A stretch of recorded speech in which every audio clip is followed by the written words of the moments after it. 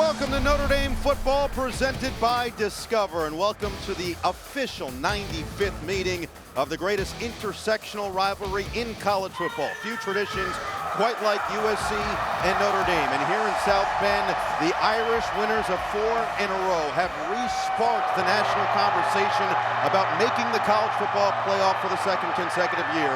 After a run to the national championship game last year, an 0-2 start this year, Marcus Freeman has his team back in the driver's seat to control their fate to eventually get back to the postseason. They face a very hungry, very confident USC team on the other side, coming off their best performance of the year a week ago against Michigan. Back in the top 20 and back in their own spotlight. Back a chance for them to take that next step under Lincoln Riley for the college football playoff. The fans are here despite inclement weather. Took them a little longer to get into Notre Dame Stadium, but they are ready to go. A tradition as great as all in college football.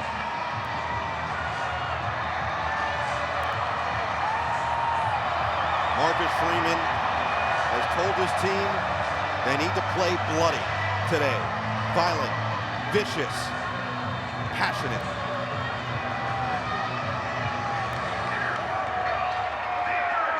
Here come the Irish.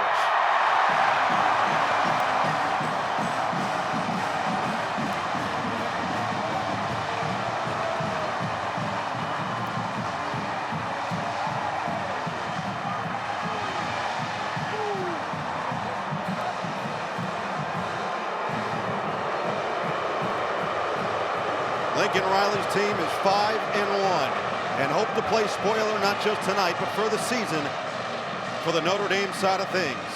Marcus Freeman has his team ready, and he's with Catherine Tapp. Coach, you're coming off 4 consecutive wins, but you face a ranked USC opponent with major college football playoff implications on the line. What is the #1 focus throughout this game tonight for your team?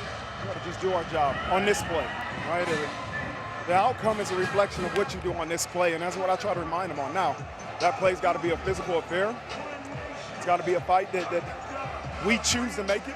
And we got to get our job done on this play, but that's what matters, is get your job done on this play. Your defense has taken great strides over the last 3 games, but they face a high-powered offense there with USC. What does a successful night look like for your defense?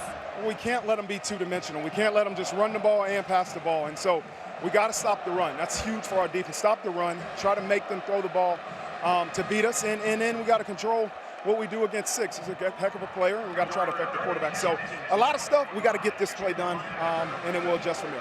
Coach, thank you very much. All right, thanks, Rob. All right, KT, appreciate it. Welcome to the broadcast booth. No Eagle, Todd Blackgood. You saw Catherine Tapp and Terry McCauley. Glad to have you with us for this awesome tradition in college football. USC and Notre Dame, 2 teams that are vying for the college football playoff. Last week, when it was USC and Michigan, you called that a play-in game. Yeah. And this one, it's feeling like a play-out game for them. Absolutely, because, I mean, look, a 3rd loss tonight almost assuredly eliminates Notre Dame from the college football playoff.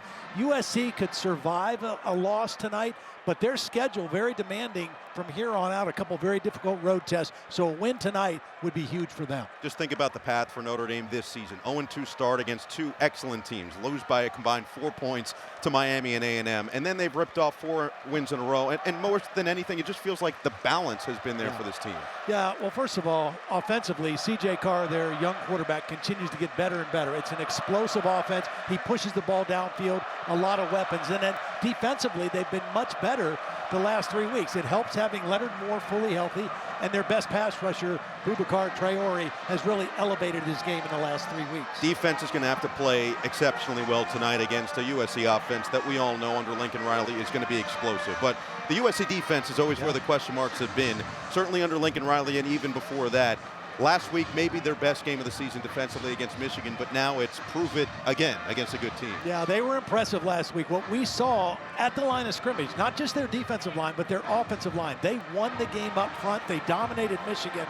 Can they do it 2 weeks in a row? Can they take that same physicality and do it on the road? We'll find out shortly. Head coach Lincoln Riley loved the response his team showed last week. After going up 7-0 on their opening drive, they got the ball back, driving to go up 14-zip. Lake McCree, the tight end, fumbled. Michigan took advantage to tie the game, but the response and resolve from his team is what he felt like took them over the top in a physical Big Ten win.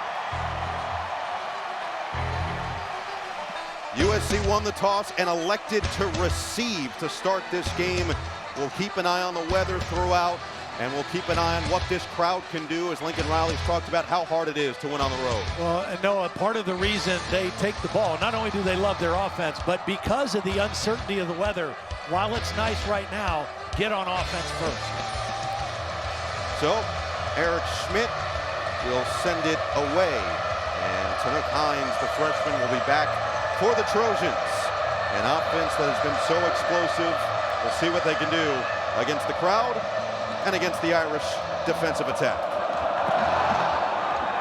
Underway, 95th official meeting between USC and Notre Dame. Will start with a touchback. Brings out Jeremiyah, who has been near perfect at times this season. Only 1 interception last week and 2 for the season. Yeah, he's played really well. He's seeing the field. Lincoln Riley says, you know, I gauge a quarterback by how many plays he gives the defense a chance to make a play on the ball, and his quarterback has not done that very often so far in the season. He has played winning football the majority of the time. They are going to be missing their top 2 running backs. Wayman Jordan, Eli Sanders, both hurt last week. That means the walk-on redshirt freshman King Miller, who exploded against Michigan, will start this game at the 25-yard line in the backfield. Handed to him on first down, and Miller is swallowed up. Jordan Botello makes the first play against this USC offense. Take a look at the lineups. And Makai Lemon, one of the best receivers in the country. USC showing some tempo right now. John Ray Reed making his second start at center for this USC offensive line.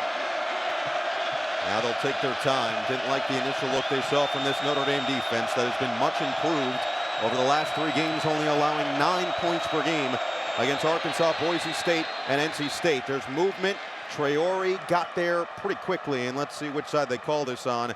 Jerry Magallanes will be our referee tonight. Offside, defense, number 5. 5-yard penalty, second down. He went on the clap. He didn't go on any movement.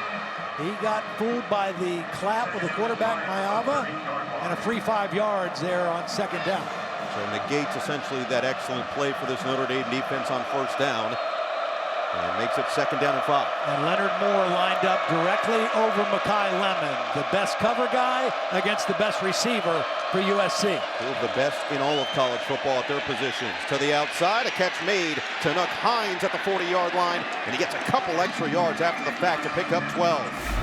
Well, he knows that he's going to get more single coverage away from Lemon. That's a cushion provided by the corner Christian Gray, and a good read by Mayava in the throw.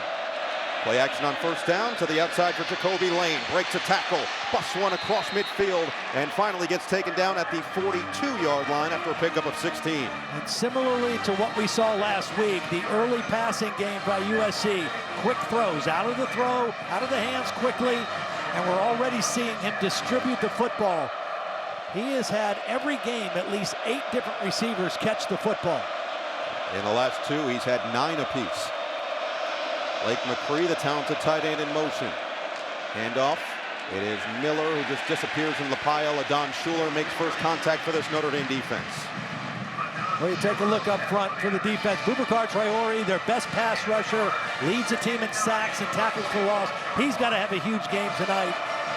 In the back end, the guy that is kind of going to get picked on probably a little bit, Dallas Golden, the nickelback, a true freshman. Miller on second down and 9 gets right back to the line of scrimmage before he gets stood up. Brings up the first 3rd and long for this USC offense. Well, the last week, they had a great blend of run and pass, and they averaged over 6 yards a carry running the football. So far, Notre Dame up for it on run game. Mayava on 39, wide open. It's Hines on the outside in the red zone.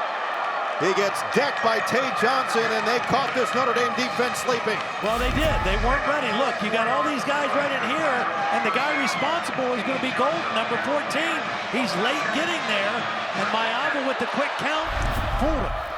Fresh out of downs from the 17-yard line. And Miller keeps the legs turning inside the 15 to mark him down at the 13. Just a mental error by the Notre Dame defense, not set, not communicating fast enough, and USC took advantage of it. Typically, you see the home team take advantage of that against a defense on the road. That was pretty impressive of Jeremiyah to take advantage of it on the road. We'll keep an eye on the running back situation. Brian Jackson just motioned into the backfield. He made his return last week, surprisingly, after the 2 injuries to their first 2. And he'll get the handoff on 2nd down and 6, push the pile forward. It's 1st and goal for the Trojans. He did a nice job of bringing both of their tight ends as lead blockers on that play. And here they go, lining up quickly again, trying to get the Notre Dame defense out of position. Quick snap. And Mayava wasn't ready for it. Yeah. Exactly. So the flag comes in at the 11, make it the 6-yard line. And Notre Dame maybe catches a break after the Trojans go too fast for themselves. Full start offense.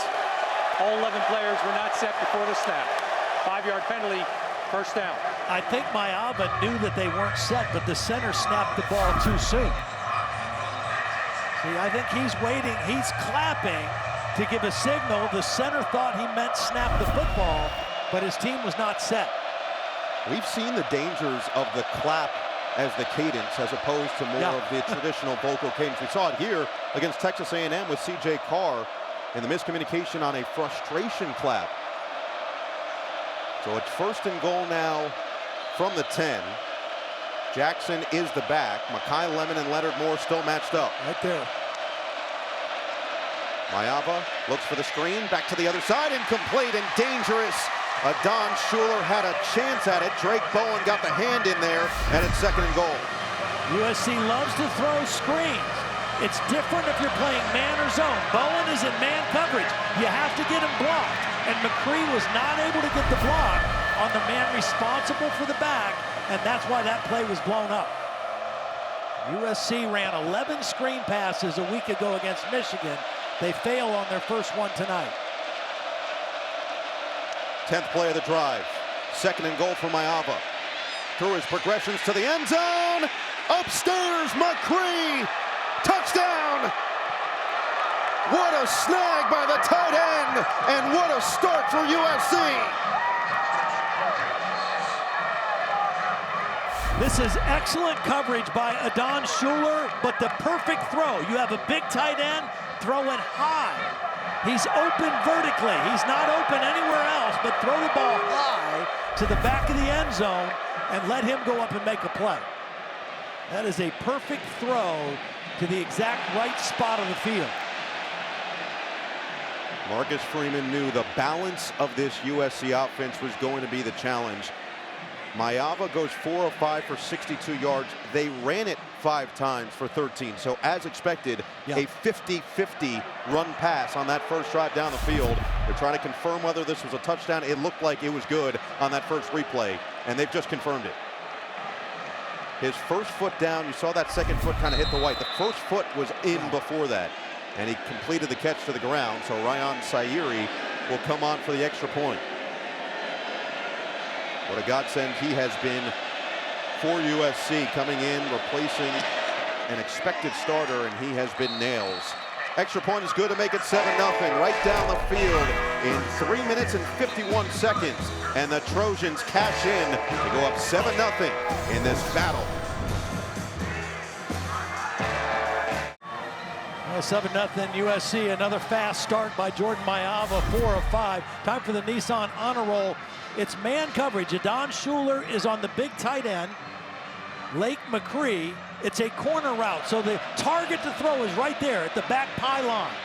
It's perfectly placed. It's excellent coverage by Shuler, but a perfect throw to a taller receiver, gets the 1 foot down. That is picture perfect in terms of throwing the football. USC was ready to respond. That first drive, Notre Dame was covering Makai Lemon man-to-man with Leonard Moore every play. So the quarterback went other places with the football. Touchback will start this Notre Dame drive from the 25-yard line, and C.J. Carr. You talk about Mayava and the way he's played, but C.J. Carr is playing as well as anybody at quarterback in the country. Yeah, he really has. I mean, he's a competitive guy. He's a confident guy. He's got excellent footwork and throwing mechanics. Tremendous touch on the deep ball, and that's the biggest difference in this Notre Dame offense this year from last year.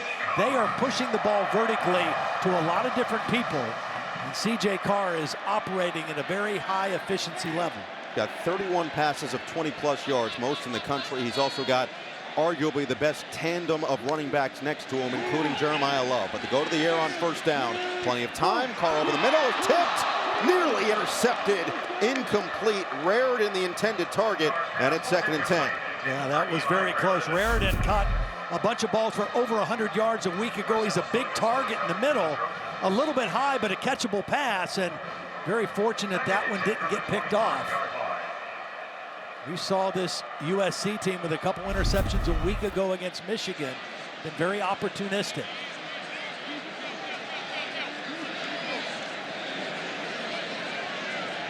See when Love gets involved. That'll be on 2nd down and 10 with a hole. Jeremiyah Love, major speed across midfield. Will they catch him? They will, just inside the 15. You know it's a threat of a home run every time he touches it. This time it's 65. Well, watch the safety now. He's going to go this way, and there's going to be a hole that opens up, and Jeremiyah Love is going to run right to the area that was voided by the safety. You see the corner running in man coverage. He's no threat. And Kamari Ramsey able to make the touchdown-saving tackle. Sets up 1st and 10 from the 12. Carr on the run. Fires a little bit in front of his intended target of Will Pauling, who has really come on with 105 yards and a touchdown last week. Anytime you get long runs, the receivers have to do their job. He had an easy block because the cornerback, Nicholson, was just running stride for stride in man coverage, so he just kind of shielded him with his body. That was Malachi Fields. Anytime you get long runs, your wide receivers are blocking and doing their job on the perimeter, and that time Malachi Fields helped the cause. Jeremiyah Love, 11 total touchdowns, 8 on the ground, 3 through the air. He had 2 rushing touchdowns last week against NC State. Looking for another one here. Bursts away from the initial, and he's got it! Touchdown! Jeremiyah Love does it all on the drive.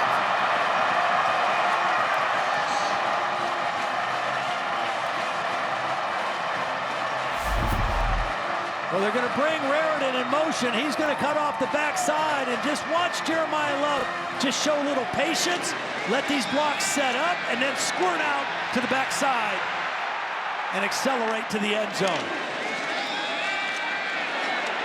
Nice block by the left tackle, Anthony Knapp, number 54, kind of coming down on the nose, and Jeremiyah Love off to a fast start as well. Noah Burnett, who's gotten healthier the last couple of weeks after re-aggravating a right hip injury against A&M in the 2nd game of the season, knocks through the extra point and ties this game at 7. Not even 5 minutes in. Todd, you like points? It's starting to look like it could be a track meet, and one of the fastest guys, one of the fastest guys in the country, does it all on the drive. 75 yards and a touchdown.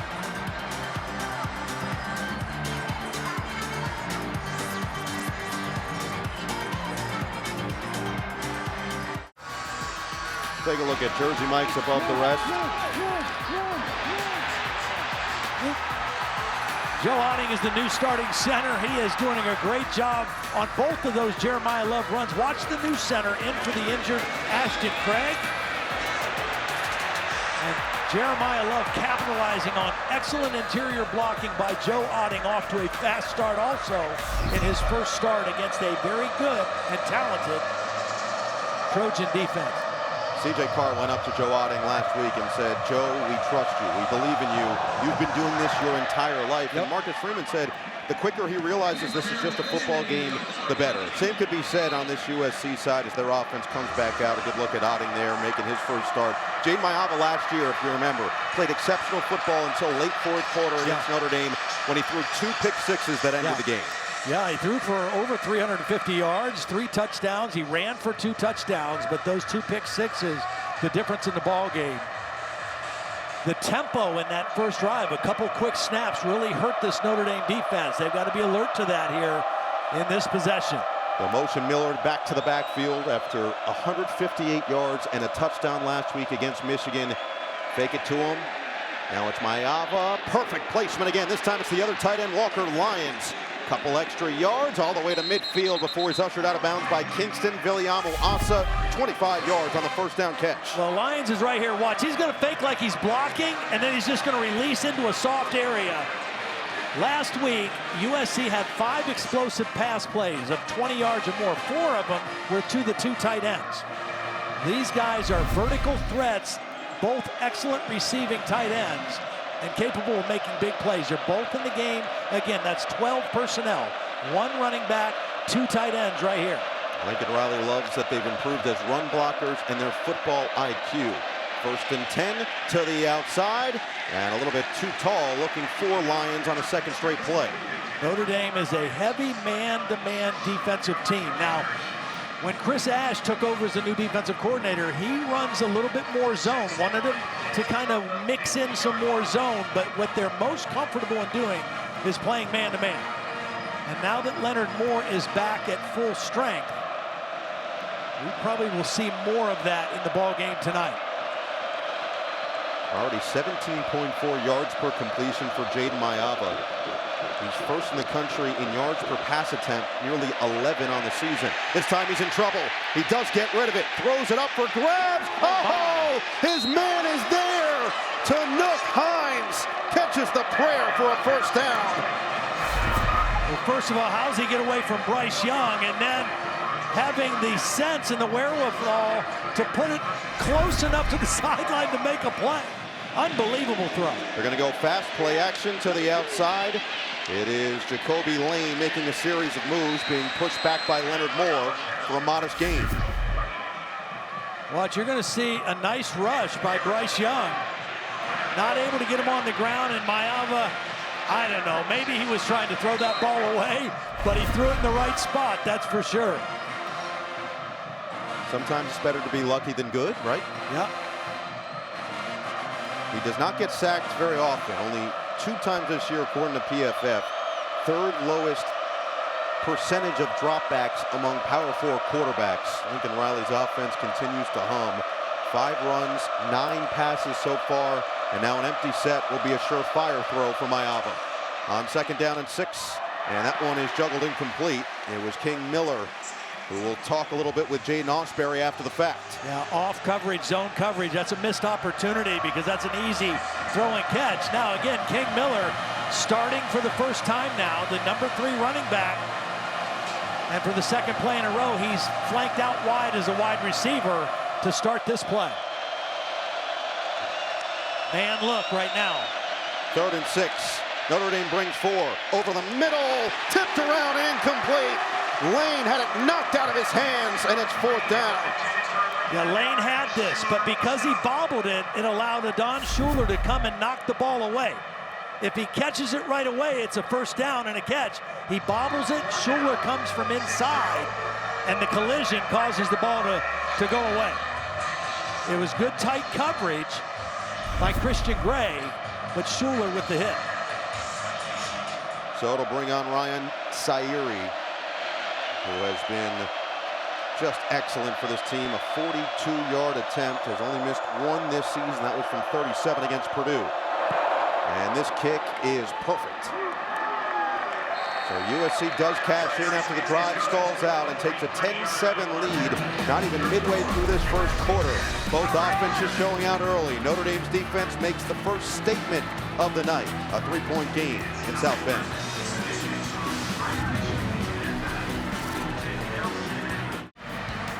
Look forward to hearing you, my man, on that Lakers-Warriors game. It'll be fun out in Los Angeles, just like it's fun so far here. Offensive explosion between these 2 teams. Not even midway through the first quarter, we already have 17 points. And USC has possessed the football 5 minutes and 58 seconds. And Notre Dame has possessed the football 58 seconds. That's good points per minute. Yeah. Jeez. Helps when you've got Jeremiyah Love, who can touch the ball twice and go the full 75 and find Pater. 2nd touchback here. Time now for a game break. Here's John Fanta. Good evening, Noah and Todd. Well, let's go out to the desert where Texas Tech, yeah, they're ranked number 7 in the country. Will Hammond with one last prayer in Tempe, and it's kind of knocked down.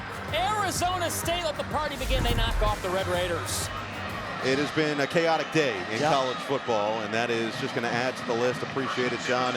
And now Notre Dame is trying to make sure that there is no upset here. The heavy favorites coming into this game at home. Number 13 in the country versus number 20, and it helps when you've got a Heisman-level candidate in the backfield in Jeremiyah Love, who stays in there for this second drive. Take it to him on first down. Carr to the outside. It's caught by Faison. He gets dragged down after a pickup of 9, and we check in with KT. Well, Jeremiyah Love told me he spends the week studying film and visualizing where he can find the openings at the line of scrimmage. I told him he needs a virtual reality headset, guys. He said, I see and imagine myself making the explosive plays, catching them off guard, and misfitting their gaps, Noah. Yeah, I think he just prefers reality. He's happy with the results that he's gotten on the field.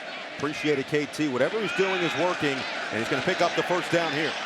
You know, last week when we saw this USC defense, particularly their front seven, they did a great job against Michigan's run game, holding it to 109 yards. Part of that was Justice Haynes, the leading rusher in the Big Ten, got hurt. But the other part was Michigan did not pose the same kind of passing threat or the downfield passing that this Notre Dame team presents. So this defense has to play a little bit more honest and cover both run and pass. They can't crowd the line of scrimmage. Tall task for defensive coordinator Danton Lane, but it works here as Devin Tompkins forces a 2-yard loss. Well, just good penetration that time. Devin Tompkins is the guy who has really been the leader of this front, played very well in that win at home against Michigan a week ago. Eric Gentry made that initial penetration that stopped Jeremiyah Love initially in his tracks. Gentry so talented, so unique at his spot. Another free rusher. It's going to set up the screen for Love to the outside. He gets across the 40. They're going to mark him down at the 41-yard line for this Notre Dame offense.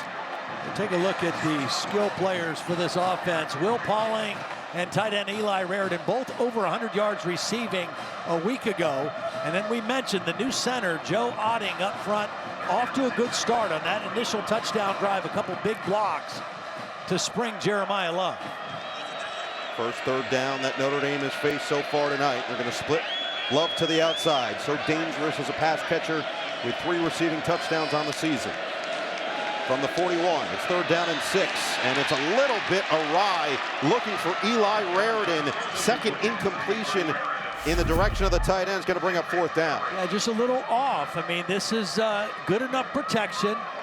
He just doesn't make an accurate throw, and that's 3 throws tonight where C.J. Carr has just been a little bit off. 2 of them to Raridan, and they've got to punt the football.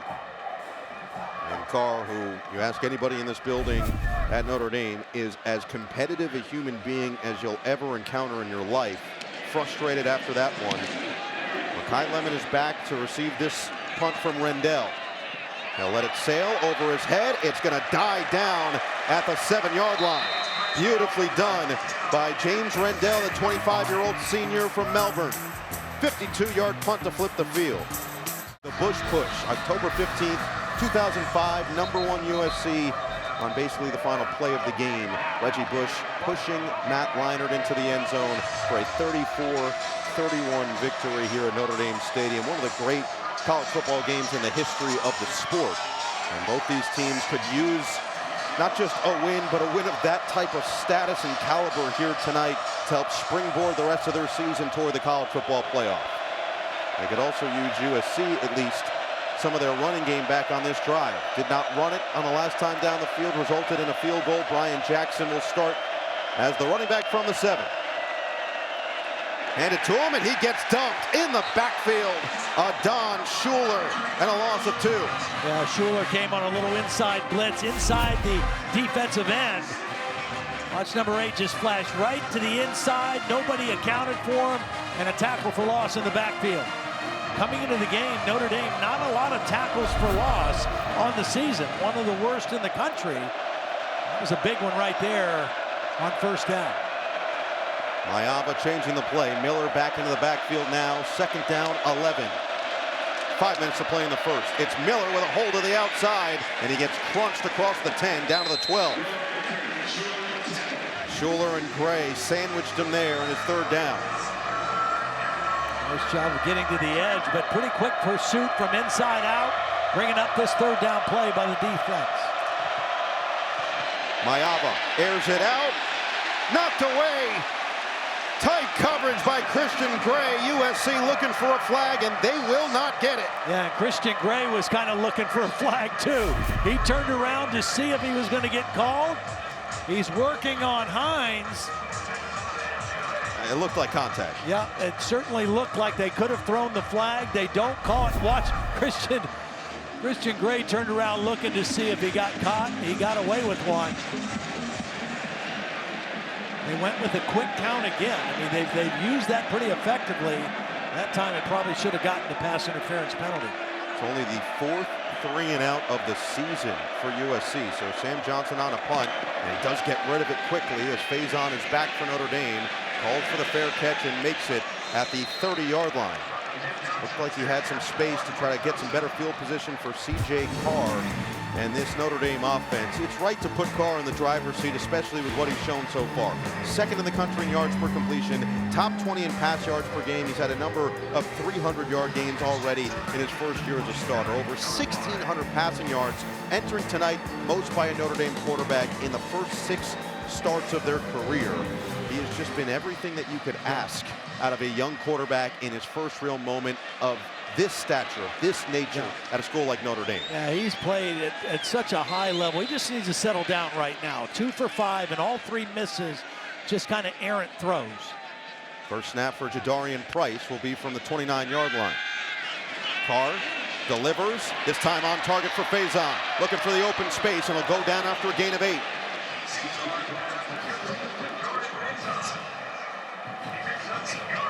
No huddle look now by Notre Dame. You don't always have to run tempo, but you at least give the threat of it. On 2nd down and 2. Carr, oh, look out from the blind side. Cameron Crawford. Carr turned around, and Crawford was right there to greet him for the sack. Yeah, Anthony Knapp is trying to move him past the quarterback. Watch the left tackle. He's doing what he should do, push him past the quarterback. He had no idea that C.J. Carr was going to try to wheel out that way. And that's a sack that really is the quarterback's fault more than it is the left tackle's fault. Now 3.5 sacks on the season for Crawford. 3rd down and 11. Back at the 28. Screen, Price. Does he have enough blocking in front of him? Gets past Gentry. Price stayed on his feet, but he's short. Big time play by Christian Pierce to keep him shy of the line to gain. Gentry was there first. Desmond Stevens was there. They weren't able to get the tackle, but knock him off balance enough to where he couldn't make it all the way to the first down. And as you said, Christian Pierce there to finish him off. So it'll be the second punt of this first quarter for James Rendell, who downed one inside the 10 on the last time out. That would be quite the feat to do it from here on the field. Kai Lemon back deep. Rendell gets one off cleanly, and he does boom another. Lemon calls for the fair catch and makes it at the 15. 2 appearances for Rendell, 2 impressive showings. This one a 48-yard punt. And USC will be back deep in their own territory once again with a 3-point lead. USC offense back on the field will be from their own 16-yard line with a 10-7 lead. Viliamu-Asa already 7 of 12, 112, and 1 touchdown. We'll take a look at the All-State first down line to start this drive. And Harry Dalton III, freshman running back from Dinwiddie, Virginia, in there for the first time. They'll fake it to him. Viliamu-Asa under pressure. Viliamu-Asa gets rid of it in time, and it's incomplete. Sneed had the pressure. Jacoby Lane was the closest receiver. And you assume that's where they're going to say it went toward. Yeah, you see the strength of Viliamu-Asa because Sneed was in pursuit, kind of had a hold of the jersey, and he was able to shake free and throw the ball away. Did he get his face mask? Looked like he might have gotten a handful. That's what Viliamu-Asa thought. Dalton with a carry, gets pushed backward. It's a loss on the play to set up 3rd and long.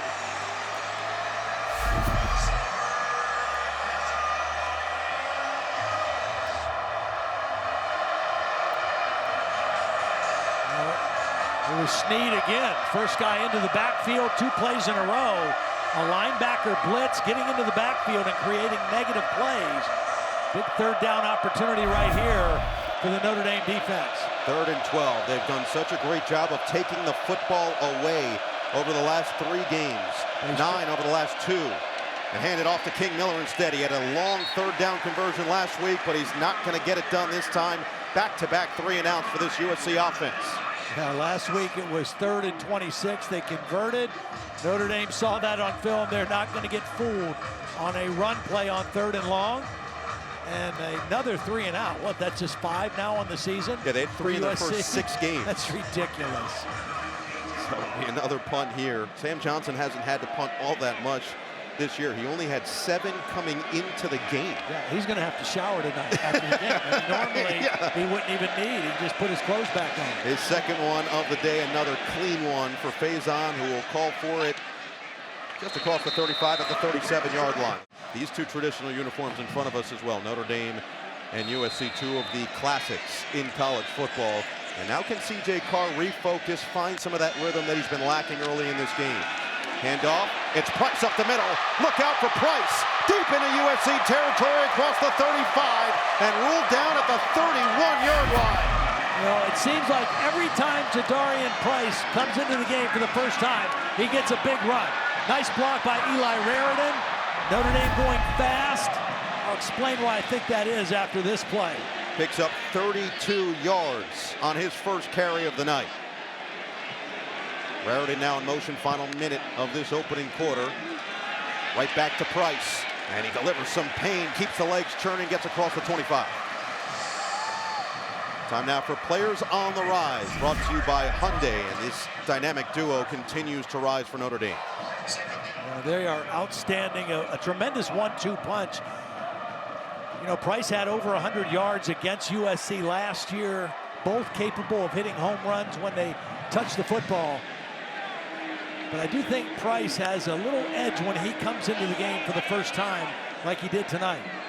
I think teams are so geared in on stopping Jeremiyah Love. All week, your scout team running back has a 4 on his jersey. You're locked in, and when they bring 24 in, it's like the defense exhales a little bit. And next thing you know, he squirts 3 for a big run. Well, 24 has brought some momentum back for the Irish, down 3 after 1.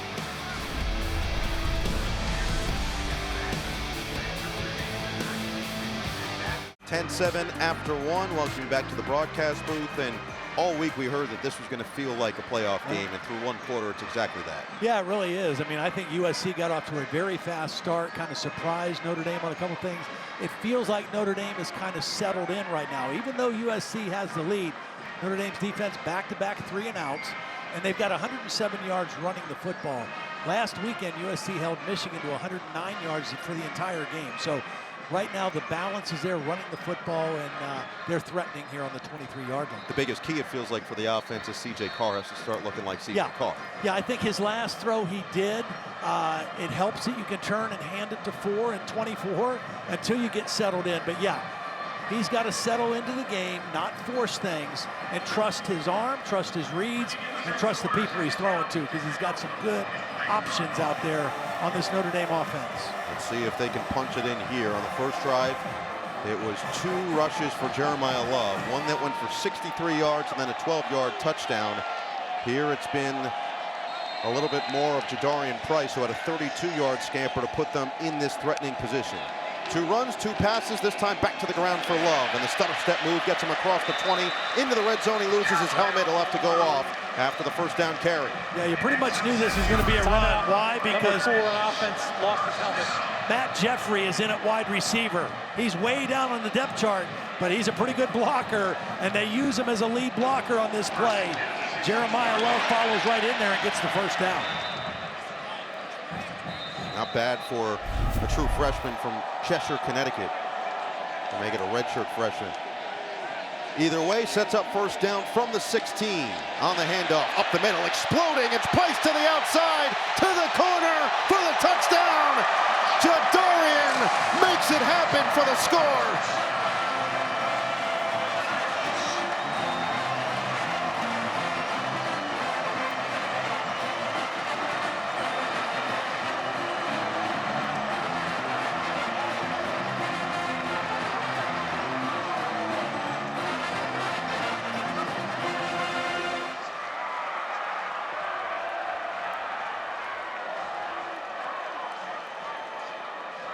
Just when you feel like you've got your feel on one of the running backs, the other one comes in, pops off a long run, and a couple plays later pays it off with the touchdown.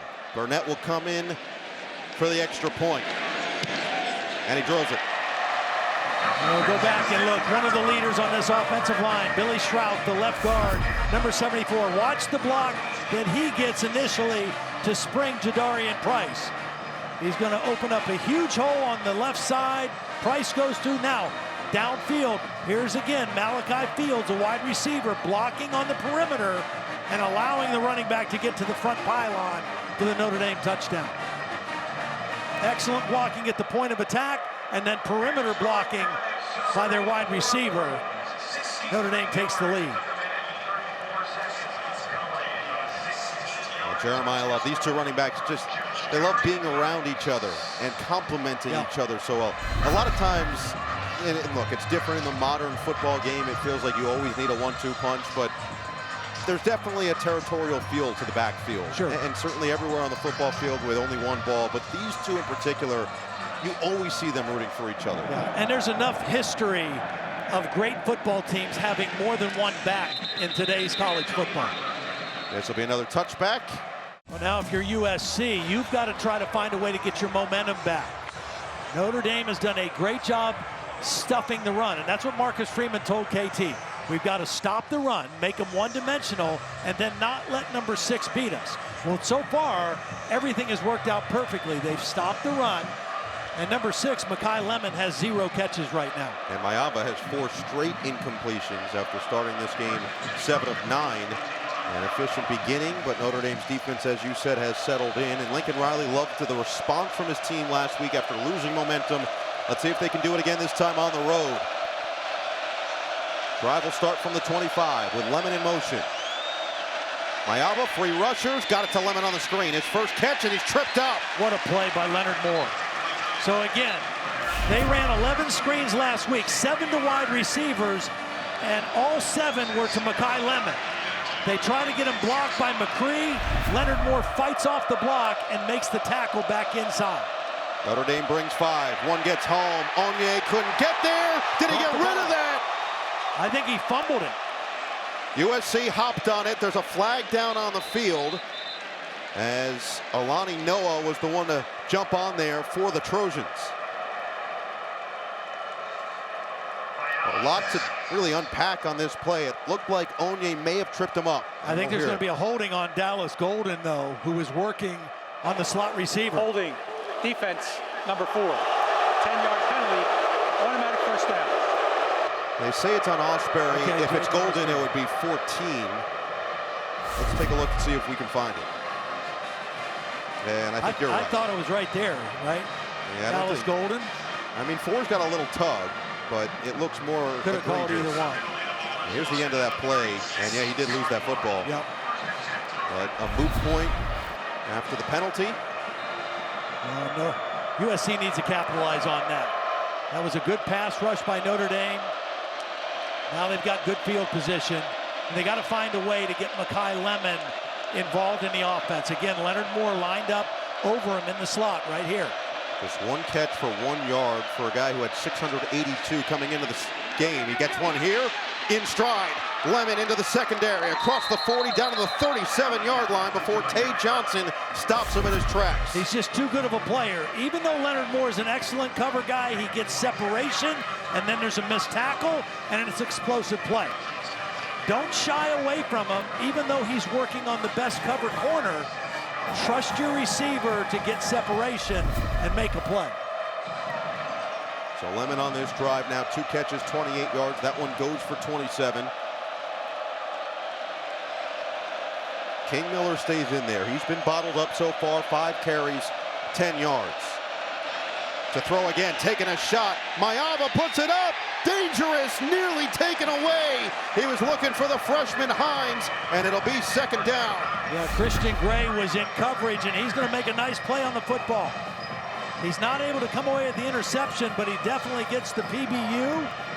Safety coming over the top, Tay Johnson to help. But this is Christian Gray closing the gap and making a play on the football.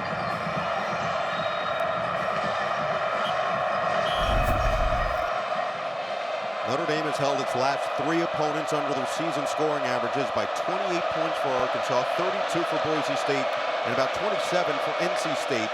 USC averages nearly 46 points per game. This is what King Miller did last week. A gash up the middle for a first down.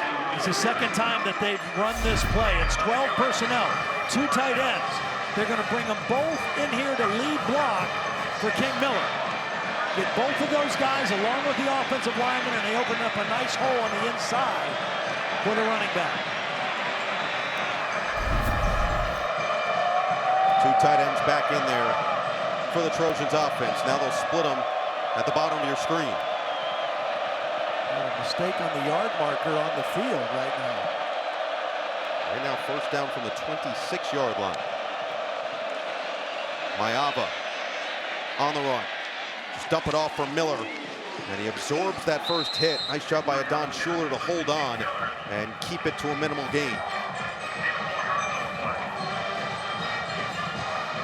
After 2 consecutive 3-and-outs, now this USC offense getting some traction, a couple runs.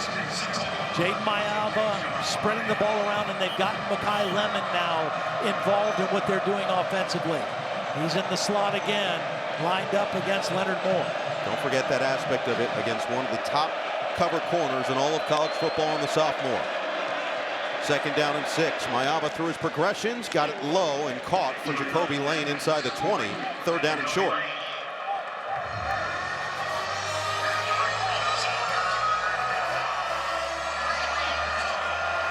Lincoln Riley trusts his quarterback, Jeremiyah, who's not just running the offense anymore. He said he's playing the game now. Notre Dame has brought some pressure on third downs.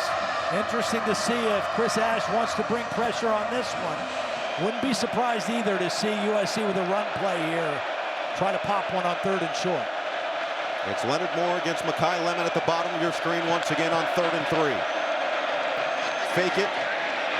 Leave it. Oh, it's short. Jaden Richardson lost his footing.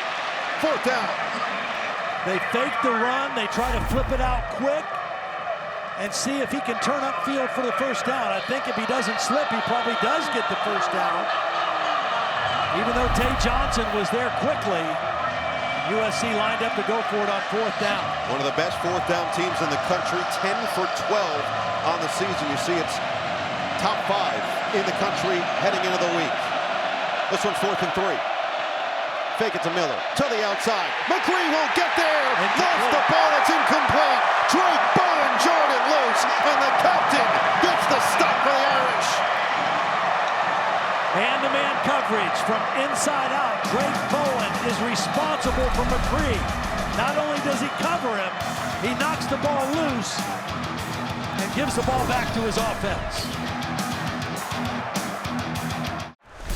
14-10 here, Notre Dame with the lead, and Jeremiyah Love and Jadarian Price doing their thing. They've had 8 carries combined for 139 yards. Excellent blocking up front, but there is no better running back room in all of college football. 2 outstanding players, they complement each other, they push each other. And so far in the first half, 130 yards rushing for Notre Dame against this USC defense. Not bad. USC came in only allowing 109 yards on the ground per game. Faison, catch, run, first down. And see, that's the difference again in this Notre Dame offense. You have to respect run and pass. Last week, Michigan was not a passing threat the way Notre Dame is. So you see looser around the line of scrimmage to defend the pass, which opens up the run. It just feels like 2 deep safety. So 2 deep safety says it's a lighter box. We can run the football against this kind of a look. It's Love, and it's another solid start on first down. Gets over to the 40-yard line on a 6-yard pickup. Then the opposite of that is if there's a 1 safety and they bring another safety down close to the line of scrimmage because you're having trouble with the run, that gives you more man-to-man opportunities to throw the football down the field. Mike Denbrock loves the variety that he can throw in.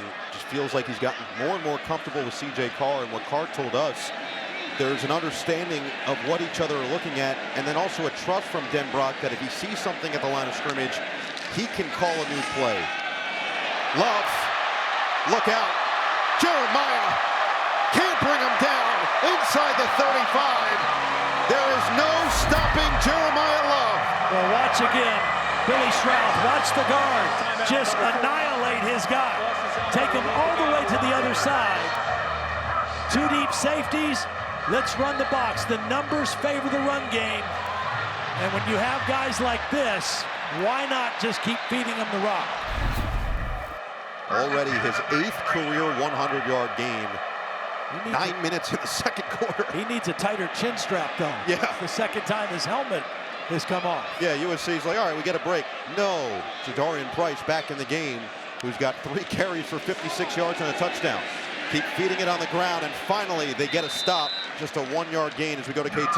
Well, Jeremiyah Love said that he and Jadarian Price are similarly explosive backs who pride themselves on their agility and their ability to play through that contact. They use their similarities in playing styles to swap notes on the sideline. Love said the two will huddle up after a drive, talk through the defensive schemes and the openings that they found. They're communicating with one another, and as you mentioned, it's paying off. They've combined for 22 touchdowns, more than any other running back room in the country heading into this week, guys. It would be hard to argue that any other running back room is better than these two. Will Pauling has been quiet right here in the slot. Instead to the outside, Faison's been the favorite target for Carr so far today. This one to the 20-yard line. So you've got a couple guys that are built the same way, that are really good with the ball in their hands, yards after the catch. Faison is like that. Will Pauling is like that. KK Smith, who we have not seen yet. And then you got Malachi Fields, who's kind of the bigger boundary receiver, who's more of your contested catch guy. A lot of different places to go with the football for CJ Carr, who's now settled in to the game. Love back in there to the outside. Jeremiyah Love, the stiff arm. It's 1st and goal. Power football now. They're going to pull the backside, and they're going to lead, and then you're going to see Malachi Fields, number 0, with the crackback. He gets the block on Gentry, and they get inside the 5-yard line. Love this time is Stonewall. Nice job by Gentry to get in there quickly, diagnoses things so quickly at 6'6", 225 at a linebacker spot. Last year, when Notre Dame got in this kind of area, it was almost assuredly it was going to be Jeremiyah Love or Riley Leonard running the football. They were excellent in the goal line short yardage. They've had some struggles this year. They've tried to go wildcat. It hasn't worked great. They tried to roll the quarterback out. I say give it to 4 here. On 2nd and goal, it is Love. And he is stopped. Pushed backward at the line of scrimmage. Carlos Nicholson, one of the first ones there, and then a back and forth after the play. Got nice penetration by the inside linebacker that forced him to bounce out. That's Billy Shroud down, who's having an outstanding game at the left guard position. For an offensive player injury. One of the captains of this Notre Dame offense, the junior from Wisconsin, is down. That includes a battle of the unbeatens in 1988, first meeting between Notre Dame and USC, where they were both the top 2 teams in the country. And Notre Dame got the better of the Trojans, 27-10. That was Billy Shroud, who walked off on his own power right into the tent. Sullivan Absher, number 75, has taken his place on that offensive line. Yeah, I think you put the quarterback maybe on the move to the right here. Try to get a little rub play, try to get Raritan out in the flat. Fake it to Love. Carr, can he make it happen himself? Extending the play. CJ Carr, what are you going to do, young man? Looking towards the end zone, is picked. A major freshman mistake. Taken away by Braylon Shelby, and a flag is down.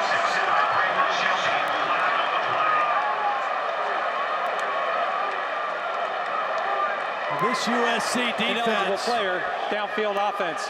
Penalties decline. Result of the play is an interception. 1st down, USC. Some of the goal line short yardage issues continue for this Notre Dame offense. Just as you called it, Noah, a horrible mistake. CJ Carr doesn't want to give up on the play, but the play is dead. Throw the ball away and kick a field goal. Throw the ball away. Nothing's there. Don't force it.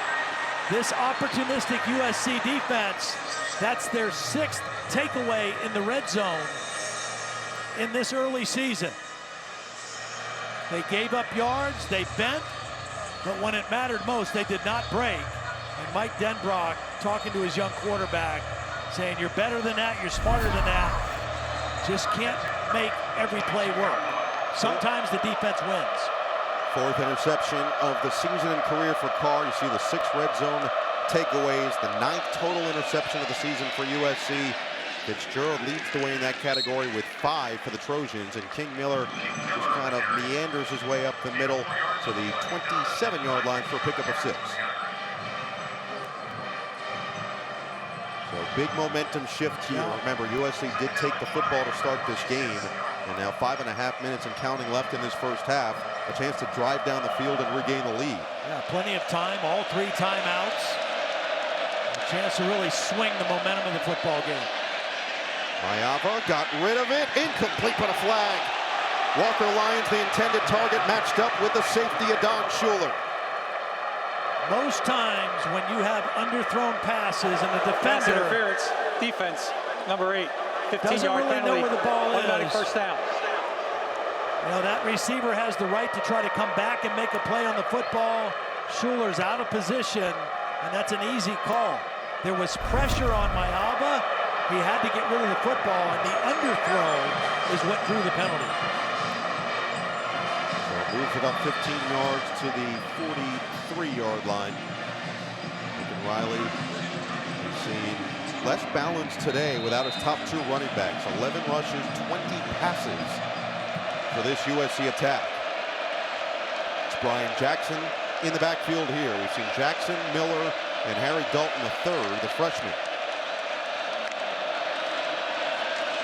Handed for Jackson, and he's tripped up before he could get to that 2nd level, just across the 45-yard line on a nice play by this Notre Dame defense. You know, that was an excellent play by Elijah Hughes, number 56, and transfer from USC because the linebackers were blitzing. If he gets to the 2nd level, it's a big play because there was nobody there, and Elijah Hughes was able to trip him up. USC just 41 yards on the ground so far. Zone defense now. Very easy to read for Mayava. They bring 4. It's a screen for Jackson with blockers in front. And Jackson keeps his legs churning across the 40 and down to the 36-yard line. Excellent call by Lincoln Riley against zone defense. You see all these guys drop out. You've got space to run the screen. You can get your blockers out in front. Very different than running a screen against man-to-man. We've seen Notre Dame defend that today, but against the zone, USC with a big play. Fresh headed down for the Trojans. It's Mayava. Uncorks, and another completion down low to Lane for a first down. This time 14 yards on the pickup. This USC offensive line that played so well a week ago, maybe not opening up the running holes as much as they did a week ago, but the pass protection has been pretty solid. This is a good front 7 Notre Dame has. They've been getting after the passer the last 3 weeks at a high level. 3+ sacks in each of the last 3 games. They're taking care of their quarterback up front so far. And doing it without multiple starters again. Killian O'Connor missing his 2nd straight game at center. Elijah Page, who's still dealing with an injury, usually at that left tackle spot. Miller gets stood up. Nowhere to go for King. You know, when we talked to Lincoln Riley, I mean, he was very emphatic saying, you know, we're actually playing without 3 starters. And the reason he says that is they had a projected starter, DJ Wingfield, who transferred from Purdue, but he was projected to be a starter. His waiver for eligibility was not allowed by the NCAA, and so he hasn't played at all, but they counted on him being a starter. So technically, 3 guys they were counting on not in there. But he's also very happy with the depth that they've created at that position now. He said offensive line and tight end have been the biggest challenges. Here's Mayava with a shot towards the end zone, incomplete. Tight coverage and a flag down. Jacoby Lane this time matched up with Christian Gray. Well, and again, it's a little bit of an underthrown ball. Pass interference, defense, number 6. Now, I think this could have gone either way. I think this was offensive pass interference. They both have a hold of each other. I mean, who had the better grab on the jersey? They both had each other's jersey as they went to the ground. Terry, what'd you see? Todd's exactly right. You can't just have one or the other. You have to either have both or nothing on this play. You can't just have defensive pass interference. Clearly, both of them are foul. So it goes in the direction of the Trojans, and now as we approach the 2-minute timeout, both teams with all 3 timeouts, and USC with a 1st and goal after the interception from Carr. And they've got, in essence, 4 timeouts because they've got the 2-minute break, and then they've got all 3 of their timeouts. So excellent situation here for Jadarian. Lions the motion man. Jackson on 1st and goal. And just no running room for this USC offense. Yeah, I think they may have to think about Mayava on a design quarterback run. He's got 4 rushing touchdowns. He doesn't have a lot of yards, but he's an effective, sneaky runner in the red zone, and they're having trouble running short yardage kind of plays against this Notre Dame front. Got to imagine they'll take this to the 2-minute timeout, threatening down by 4. And they will. 2 minutes to play in the 2nd quarter in this 95th official meeting between Notre Dame and USC. We've got a battle towards the end of the 1st half. 4-point game. Good look at the United cam here from Notre Dame Stadium. The 2 minutes to play in the 1st half. 14-10 Irish over the Trojans. A 2nd and goal upcoming. Started with a C.J. Carr interception to get this drive rolling. A couple of the penalties have helped aid the Trojans down the field. Now they're looking to regain the lead. All right, where are you deployed here if you're USC? So you've got Jacoby Lane, your big receiver, out to the left in the boundary. Mayava is out the game. Hassan Longstreet is in there, the backup quarterback, 6'2", 100-pound freshman. Fake it, Longstreet to the outside, and he's caught up. Wow, what a play by Tay Johnson. I mean, this is quarterback run all the way. Tay Johnson's right here. Watch this closing speed. After the fake, he reads it. Perfect angle. And stops it for no gain. I thought they might run Mayava on a quarterback run. That time, I think, by bringing a new quarterback in, it really hinted to Notre Dame that that was what was coming. And Notre Dame's going to take their first of 3 timeouts ahead of a 3rd down and goal to preserve as much clock here with 1:52 to play in this 2nd quarter. So they try to catch Notre Dame, so to speak, off guard. Coming out of the 2-minute timeout doesn't work. Now you've got a 3rd down. It's got to go to the end zone. We haven't seen a ton of Makai Lemon in this game, but even last week and really throughout the season, he has had some unbelievable highlight-level catches in this area of the field. Well, they like to use him in the slot. They like to put him in motion, create some traffic for him to get free on the outside. He knows how to find the end zone. Empty backfield. They've got all 5 receivers out. Leonard Moore is on Lemon in the slot to the right. Mayava rifles end zone. It is. I don't think he caught it.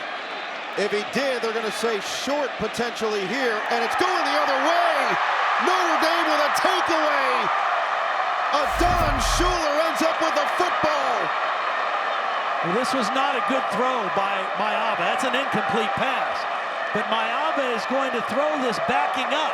He didn't step into the throw. The ruling on the field is an interception by the defense. 1st down, Notre Dame at the half-yard line. Well, they'll look at that. That's an incomplete clearly. It'll be out on the... But watch. He's going to throw this slant right here, and he's got time to step into the throw. But he throws it backing up. He kind of short arms it. It's low and behind his receiver. This play is under further review. And it's incomplete on...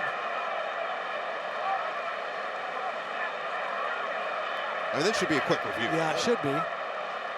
The field goal unit for USC is already ready to go out there and kick this thing. It was nearly a huge swing to get Notre Dame the football back and keep points off the board. It was not disastrous for Miami and for C.J. Carr, for that matter, who threw the interception on the other side of the field in what was a surefire field goal situation if he threw it away. So we'll see how quickly Jeffrey Magallanes will get together with this crew and overturn this call. It should not take very long.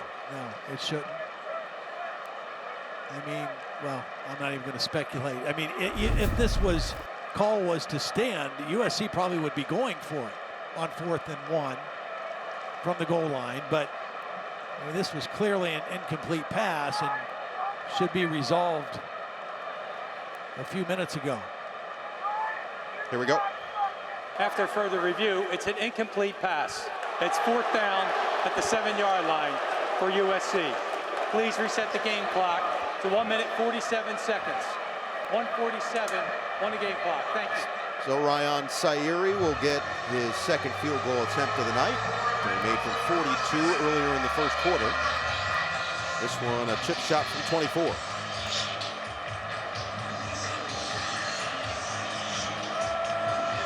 And his career-long 54-yarder last week, the second longest at USC in the Coliseum. To get this back to a one-point game, Sayeri puts it through. 14-13 with 1:43 to play. 2 timeouts for Notre Dame, and they get the football back next. I don't know if Notre Dame is anticipating onside kick here, but they've got some wide receivers out here on this kickoff return team right now. These two guys here are both wide receivers, not the guys you typically see on kickoff return. Matt Jeffrey and Malachi Fields. You've got Price back deep, and Sayeri will send it that way. Price will take it from the 2-yard line and see what he can do. He stumbled down, he just lost his footing across the 15, and this will be at the 16-yard line, and a nice play downfield by Isaiah Rubin. Coming up on the All-State halftime report, Tennessee and Alabama going to battle in the SEC. 5 undefeated teams, no more. 5 teams going down after entering the week without a loss. Ahmed Fareed, Joshua Perry, Chris Sims, Nicole Auerbach will have it all covered, and then some. Of course, I'd imagine we've got Fanta in 60 as well. And good for Notre Dame. Billy Schrouth, the left guard, back on the field. That's good news for him and for Notre Dame. So 2 timeouts for the Irish from the 16-yard line. Card, quick throw. Raritan with a catch across the 20. And he gets out of bounds to stop the clock with 1:36 remaining. Yeah, a lot of time and 2 timeouts. I expect to see Notre Dame try to get the ball down the field here on this drive soon to Malachi Fields. He's the big boundary receiver. He's their best contested catch guy. And they haven't really targeted him yet tonight with a throw. On 2nd down and 5, Carr to Love to the outside, shows off the speed. Love still on his feet across the 30, gets taken down inbounds by Fitzgerald, but a 13-yard pickup on the catch and run. Yeah, Tamir Robinson, number 14's got pretty good speed, but as Love goes out, he just outruns Robinson and picks up a nice gain. Quickly back to the line, it's Carr, good protection. Now he'll evade, directing traffic. Carr uncorks, over double coverage. It is brought in, but incomplete. Malachi Fields with a hands catch, forced out by Nicholson. Now, this was an extended play, adjustment to the scramble. Excellent coverage by Nicholson. Had him right pinned on the sideline. There was no way he was going to get a foot down in bounds, even if he secures the catch. Did he though? Did he get that toe down on the left foot? The catch is there. He completes the catch as he goes to the ground. The crowd and the sideline want to review. It's an incomplete pass.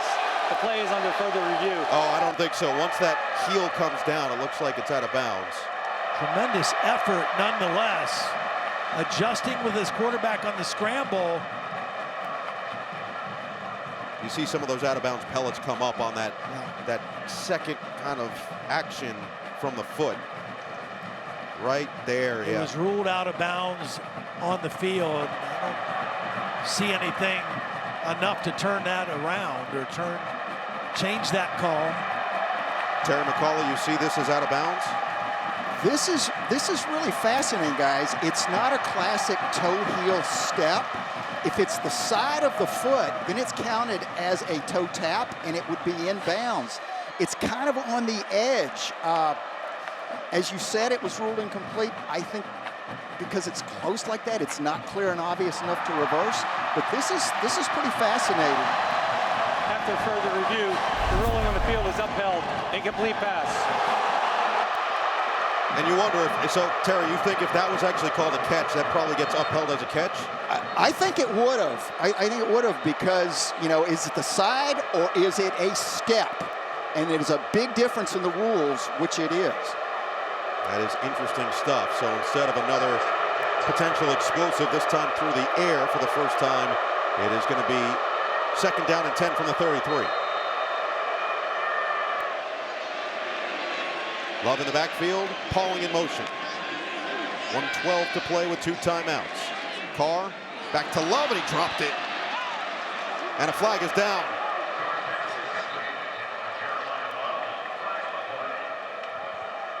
Eric Gentry was demonstrative after the play. Might have been a late hit on Malachi Fields. Came in there and unnecessarily threw a block, even though the pass was incomplete.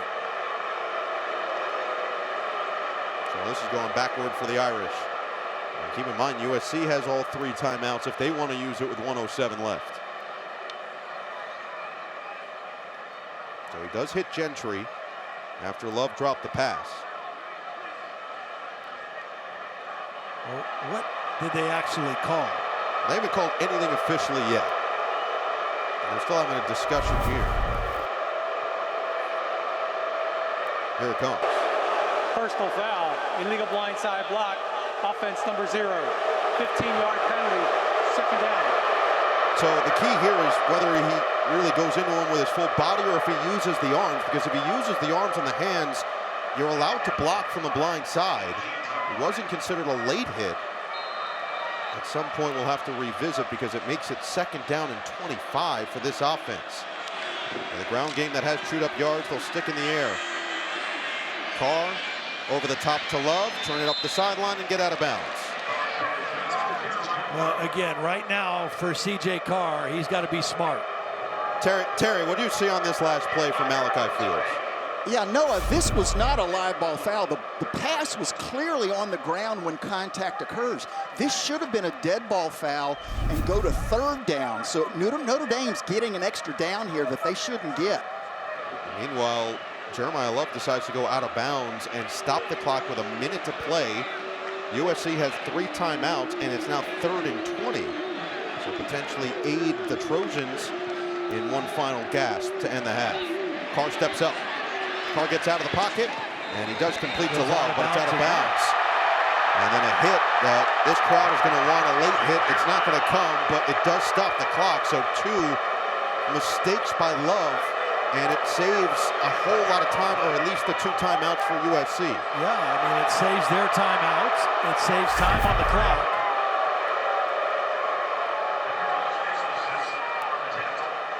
And you can see he intentionally went out of bounds. I mean, he didn't try to fall back towards the field of play and keep the clock moving. And he didn't hit out of bounds before he got hit. So that is legal hits coming from the Trojan defense. And now Rendell is going to come out to punt it away and see if he can at least get this USC offense back deep again. What a punt. Lemon just lets it sail over his head, and it dies down at the 16-yard line. They try to get as much clock off as possible by letting it sit there. 41 seconds for USC to work with. These last 4 or 5 minutes, it just seems like who's trying to seize the momentum of the game, right? Both teams have had an opportunity. Both teams have kind of let it slip. Jaden Mayava with another outstanding half of football. 3 touchdowns, 0 interceptions. You see when he plays in the final 2 minutes, he's been at his best this season. A chance right now to put his team up going into the locker room. 41 seconds, 3 timeouts. He's already hit 8 different receivers, which has just been customary all year. 14 of 23, 177 yards and a touchdown. Carr has struggled. 10 of 15, 86 yards and a pick. And now Notre Dame will take their second timeout. Second charge, timeout, Notre Dame.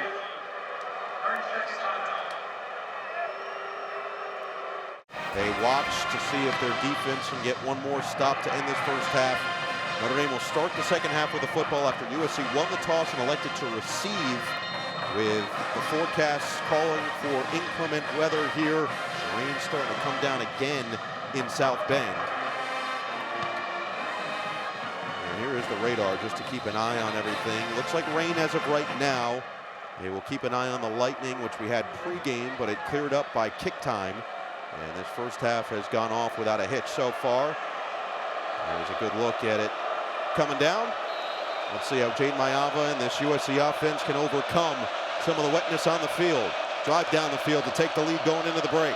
Well, again, Leonard Moore lined up on Makai Lemon right here. Trips now to that side. Mayava, good protection. Now it runs out. Traore coming for him. Incomplete. He was looking for Lemon initially, and Moore had good coverage. He got forced out of the pocket, and he's going to try to get back to him on the crossing route. Drake Bowen also there, kind of spying the quarterback and in the throwing lane. But very sticky coverage all over the field for this Notre Dame defense. 36 seconds remain ahead of a 2nd and 10. And this matchup has just been a fun watch.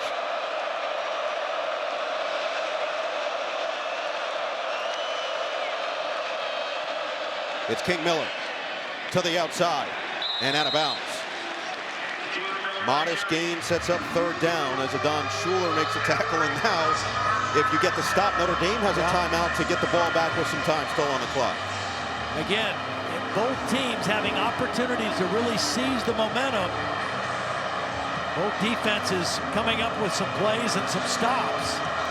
Big opportunity here now on 3rd down. Once again, Leonard Moore lined up over Makai Lemon. Lemon with 2 catches for 28 yards here in the first half. On 3rd down and 6, it's Miller up the middle, and he's got the first down across the 30, still rolling across the 35. Timeout called for USC after a 15-yard pickup on the ground. Watch Jean Reed, the new center, kind of fooled the Notre Dame defense. They're thinking pass. Nice cutoff block by McCree, the tight end. And the center up to the 2nd level. And a nice run for a first down. And now a little more breathing room, and we might see Lincoln Riley dial up a throw down the field. So the question coming into this game for the Notre Dame defense, we heard Marcus Freeman say we have to take number 6 out of this game. You have 2 thoughts. You can either basically shadow him with Leonard Moore, or you play your straight-up defense. They've chosen the first point so far tonight. Yeah, they have, and they said 2 things. We got to stop the run and make them one-dimensional, which they've done for the most part, even though they just ran for that conversion. Only 62 rushing yards in the first half. USC had 224 last week against Michigan. So they've pretty much made them one-dimensional, and they've not let Lemon beat him, and the way that they've done that is by having Leonard Moore go with him pretty much every play here in the first half. One of the best cornerbacks in the country, preseason first-team All-American, a freshman All-American last year. There is Sayeri, the kicker, who made from 54 yards against Michigan at home last week. And he's 2 for 2 here tonight, 42 and 24 yarders. Mayava steps up. Mayava goes down. Kyngstonn Viliamu-Asa. Just the 3rd sack that Mayava's taken this year. He's working on the right tackle over here. He's going to come off the edge, push him back to the quarterback, and then fall into the sack as Mayava tries to step up in the pocket, and Lincoln Riley says that's enough. Let's go into the locker room. Let's regroup. Let's figure out how to attack them in the second half. And Notre Dame's able to go in with a 1-point lead, and we'll get the ball to start the 3rd quarter. Physical game as expected after the electric offensive start in the first quarter. A pair of rushing touchdowns, one from Love and one from Jadarian Price. A passing touchdown from Mayava. Now Marcus Freeman with KT. Coach, defensively, you guys have made some key plays, but also some penalties. What adjustments do you need to make to correct some of those penalties? Yeah, we got to play with better technique. We can't panic when the ball's in the air. You know, we got to challenge them, but we can't panic and use bad technique. But they're battling. You know, we're doing good. Good job keeping them out of the end zone and forcing field goals, but we gotta convert when we got the ball down here in the red zone. Can't turn the ball over. Great job with the run game, but how do you get the passing game going with CJ Carr? Yeah, I just told him stop pressing, man. Like, just do what you've always done. I think he needed that first half just to kind of calm down. We're all confident in CJ Carr. We just need to go out in the second half and play ball. Coach, thank you very much. Thank you. We've seen him dice up defenses in the second half this year. Notre Dame will go into the break with a 1-point cushion, 14-13 in this traditional matchup. USC and Notre Dame after 2.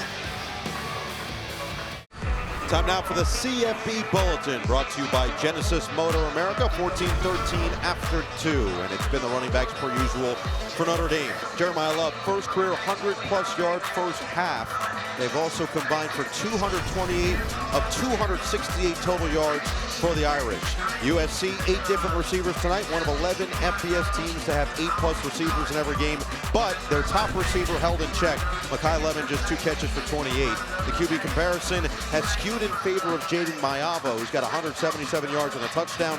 CJ Carr threw the pick in the second quarter and led to just 3 points, but Carr has just not quite looked like himself so far tonight. He's been uncomfortable, and credit to USC defense. They have not been able to stop the run, but they have been able to affect the quarterback. That time didn't set his feet.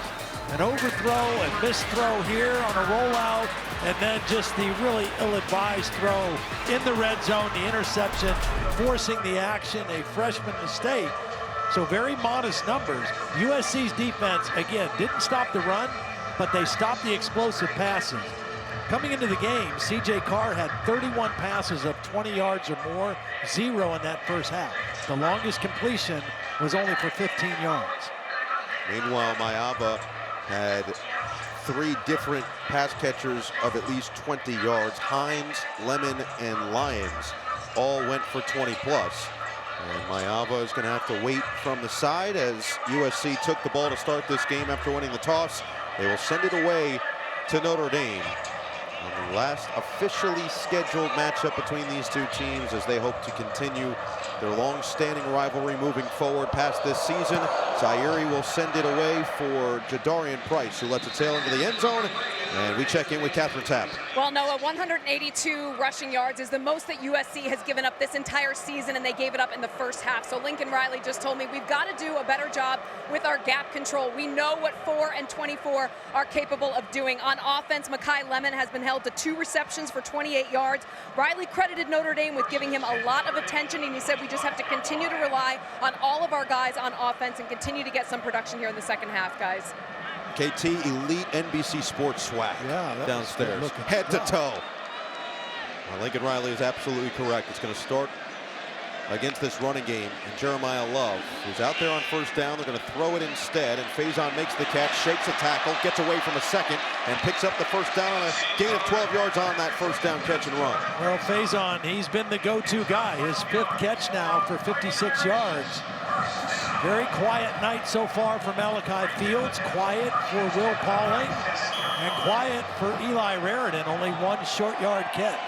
9 of Carr's 11 completions have gone to Faison and Love so far tonight. Love is in there, first down from the 37-yard line, handed to him. Jeremiyah with a head of steam to the outside. Love into the secondary, across midfield, dives forward, and he'll be ruled down at the 47-yard line. Well, first of all, watch the block of Raritan. All right, that's going to get him to the edge. And then on the perimeter, again, Will Pauling with the block, Faison with the block, and a big explosive run.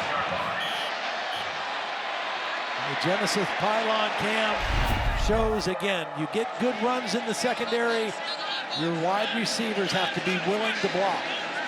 150 yards on 11 carries for Love. Looking for more. Good blocking, slicing his way through this USC defense as Shelby finally bear hugs him. And you would think, with the success that Notre Dame has had running the football, it would set them up for some play action, deep shots down the field. They have not really tried that yet. Be interesting to see if Mike Denbrock goes to that here with great field position on their first possession of the second half. Jeremiyah Love is 1 yard away from his career-high rushing yards. They'll throw it on second down and 4, right back to number 4 for a first down. Right now, it just looks like USC is playing kind of a soft coverage. They've got 2 safeties. They're all off. It's kind of an umbrella to try to prevent anything from going over their head.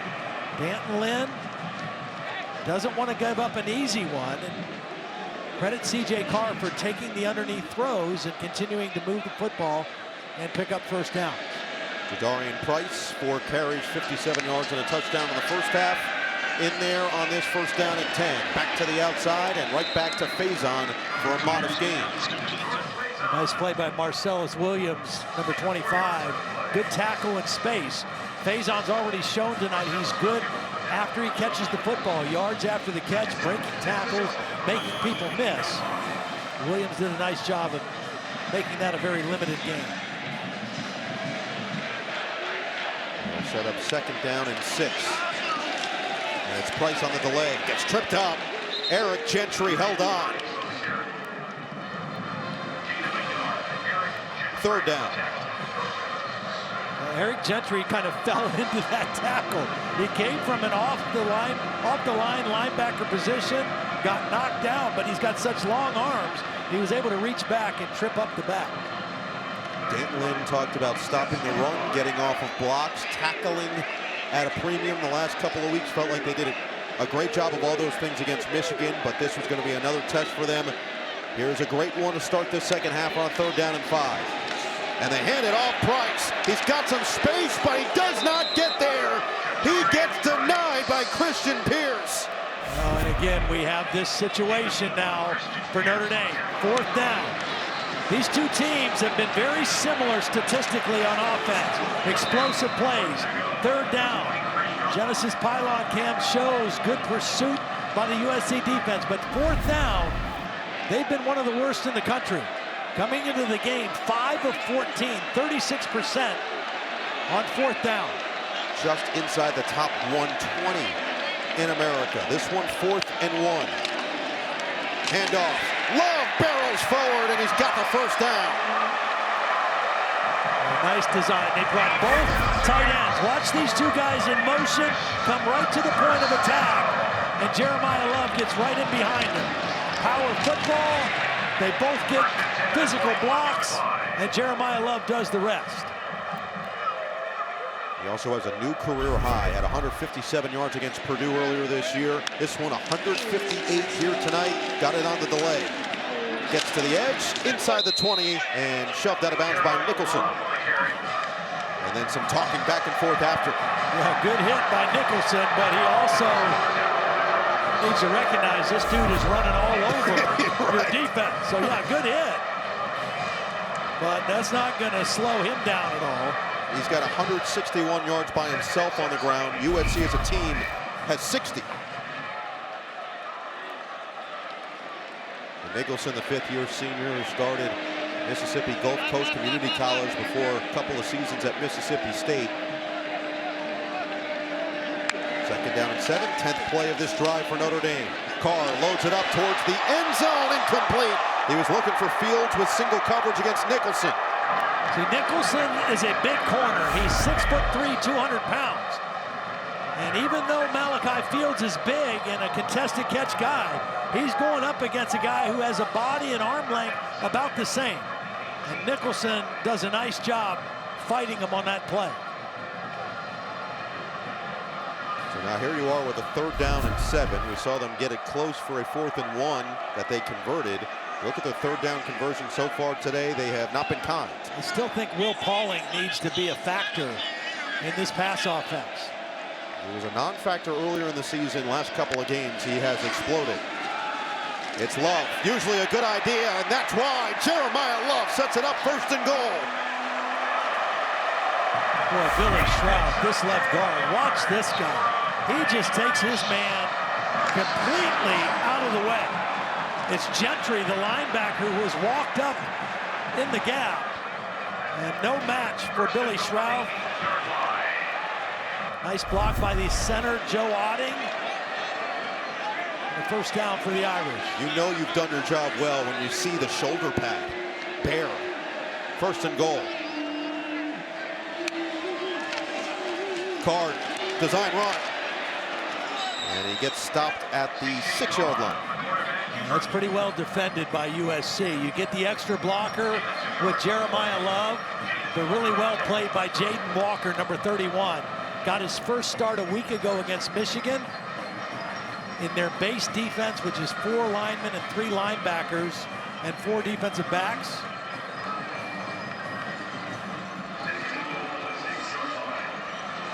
Twelve plays to this drive, the opening drive of the second half. 8 of them have come on the ground for Notre Dame. Think about how fast the first 2 offensive possessions of the first quarter were for these 2 teams.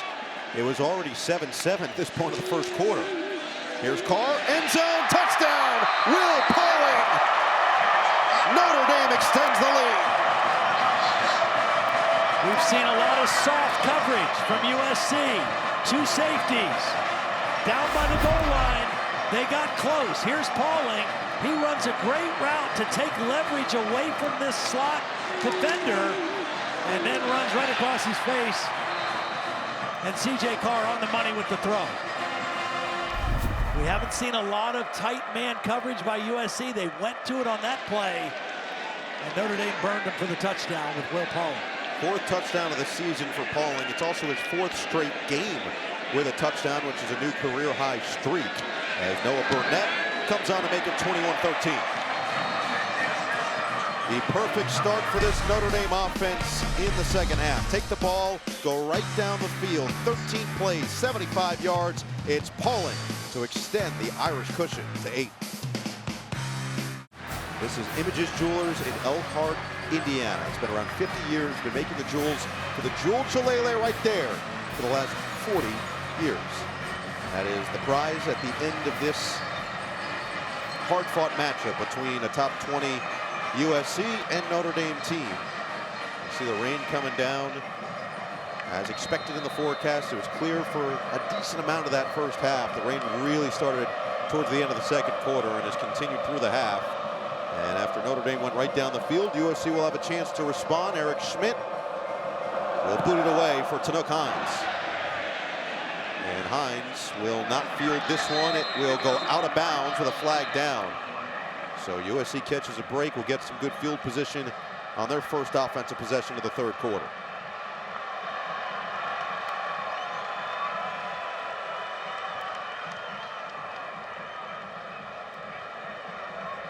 And we should get the call. Yes, here it Free kick out of bounds. First down at the 35-yard line.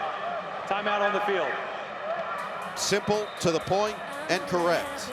35-yard line's where USC's offense will start next. Look at that touchdown again. Here's Jeremiyah Love. Here's Eli Raridan. These 3 defenders, USC is expecting the ball to go to one of those 2 guys on that side. Instead, they go to Pauling on the opposite side, who had single coverage. USC expecting the ball to go left. The ball went right. And a big touchdown for Notre Dame. Now, how do the Trojans respond? We saw they came out on their first possession, but since then it's been a little bit tougher sledding for this offense. Notre Dame's defense is locked in. Mayava with time this time, lost it. Oh, nearly picked. Leonard Moore had a chance with a flag down at the 38-yard line. Well, Leonard Moore is going to get called for grabbing the receiver. When he lines up outside, Notre Dame has played zone. When he's in the slot, on Lemon, it's man-to-man. Defense, number 15. 15-yard penalty, automatic first down. Yeah, you can see he clearly grabbed Jacoby Dean, turned him around, grabbed that left shoulder. But the tendency has been, if they're in man, like it looks like now, Leonard Moore lines up right over Makai Lemon in the slot. And when they play zone, he's on the outside. So first down from midfield, and King Miller will gain 2.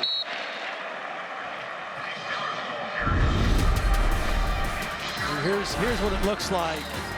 Again, Lemon in motion. Leonard Moore is going with them. That's man coverage. They try to run the screen, fights off the block, makes the play. Now, when he's lined up outside, Lemon's still in the slot. That says zone. So Viliamu-Asa knows that. Lincoln Riley knows that. What adjustments do they make to that in the second half? On a second down and 8, it's Viliamu-Asa feeling the pressure over the middle and complete. Another pass interference. And Gray is the one who loses his footing. He was the one back there in coverage with the flag coming in right away. 2 plays in a row, pass interference, one on Leonard Moore in zone coverage. This one against Christian Gray in man coverage. Pass interference, defense number 6, 15-yard penalty, automatic first down. Remember, it was USC who had struggled with penalties coming into last week. They don't have a ton today, only 1 penalty so far tonight, 7th for Notre Dame. That one wasn't quite as obvious as the one on Leonard Moore. And the crowd just saw it. Nonetheless, a first down for the Trojans. See the difference in penalty yardage alone. And yet Notre Dame holding on to the 8-point lead, but USC now threatening after a couple of flags. Zone look again. Run it with Miller. Up the middle and gain 7. It's been a lot tougher running the football tonight than it was last week for USC, but they can't get away from it. Only 69 yards rushing, but they still have to keep that balance. They caught Notre Dame sleeping on the first drive. Not going to do it here. Got back to the line quickly, and Jason Onye is there to swallow up Miller. Yeah, Drake Bowen really doing a good job of directing traffic there, getting guys down in their stance, anticipating the quick count, and stopping it for relatively no gain on second down. Miller will go off on this 3rd down and 3 with Brian Jackson split out wide. Impressive fling of the towel. Viliamu-Asa empty set.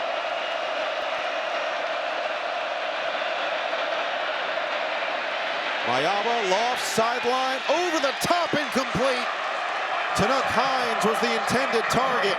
Notre Dame gets a stop, and now let's see if Lincoln Riley leaves the offense out there. Well, this is the right guy to go to. You're working on the true freshman, the starting nickelback, Dallas Golden.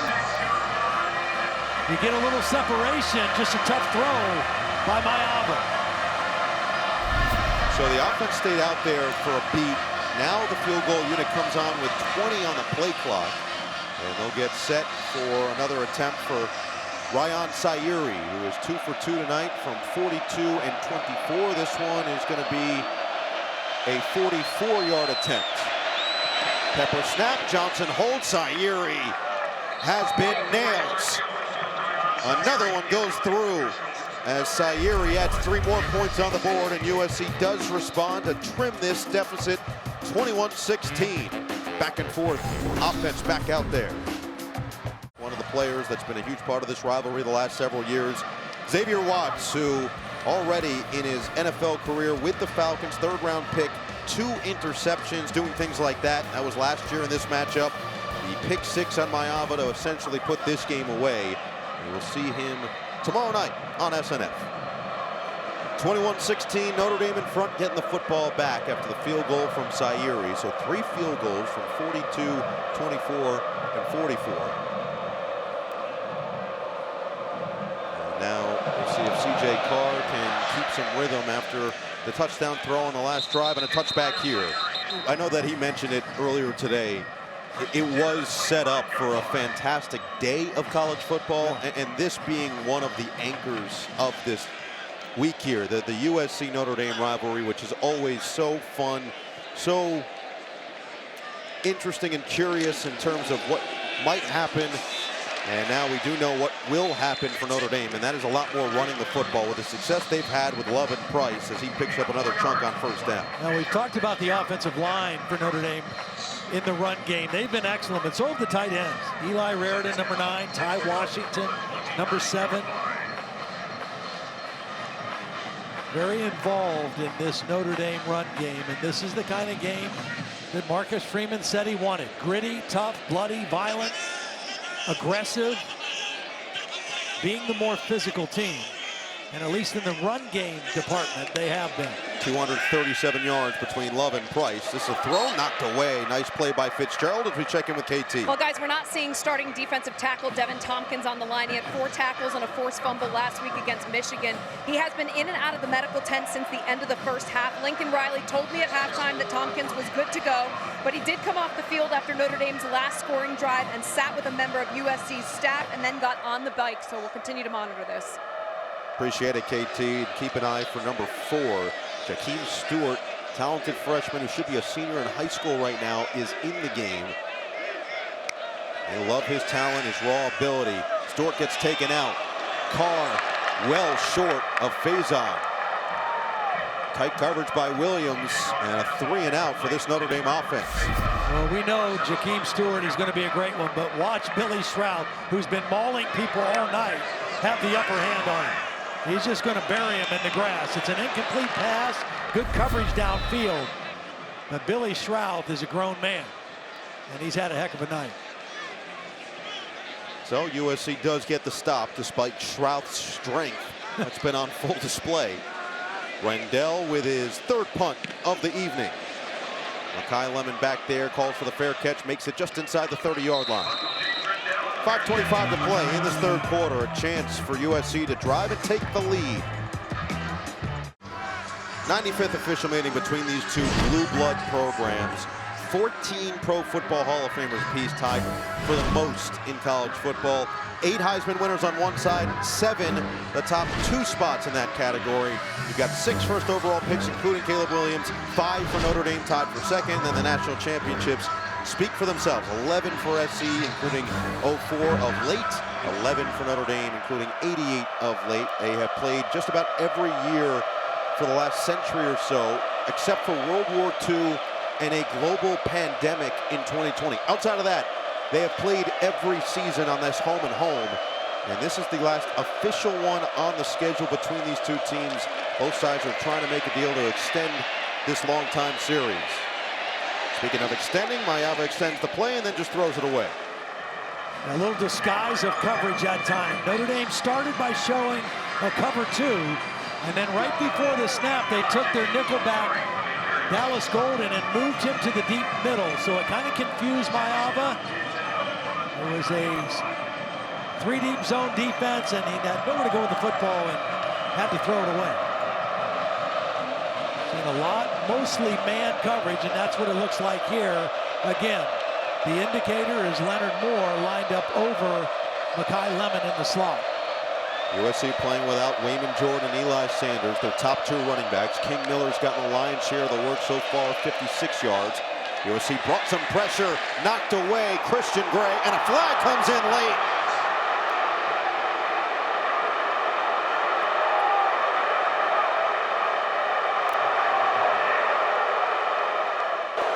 Pass interference, defense, number 6. It looked like he pulled his right arm. First down. It definitely looked like Christian Gray pulled the right arm and restricted the receiver from making a play on the football, and that's the 2nd pass interference penalty on Christian Gray. And I think if you're not going to move Makai Lemon or put him in motion and it's man coverage, I think you attack Christian Gray or you attack Dallas Golden, the nickelback, rather than Leonard Moore. Sets up first down from the 35.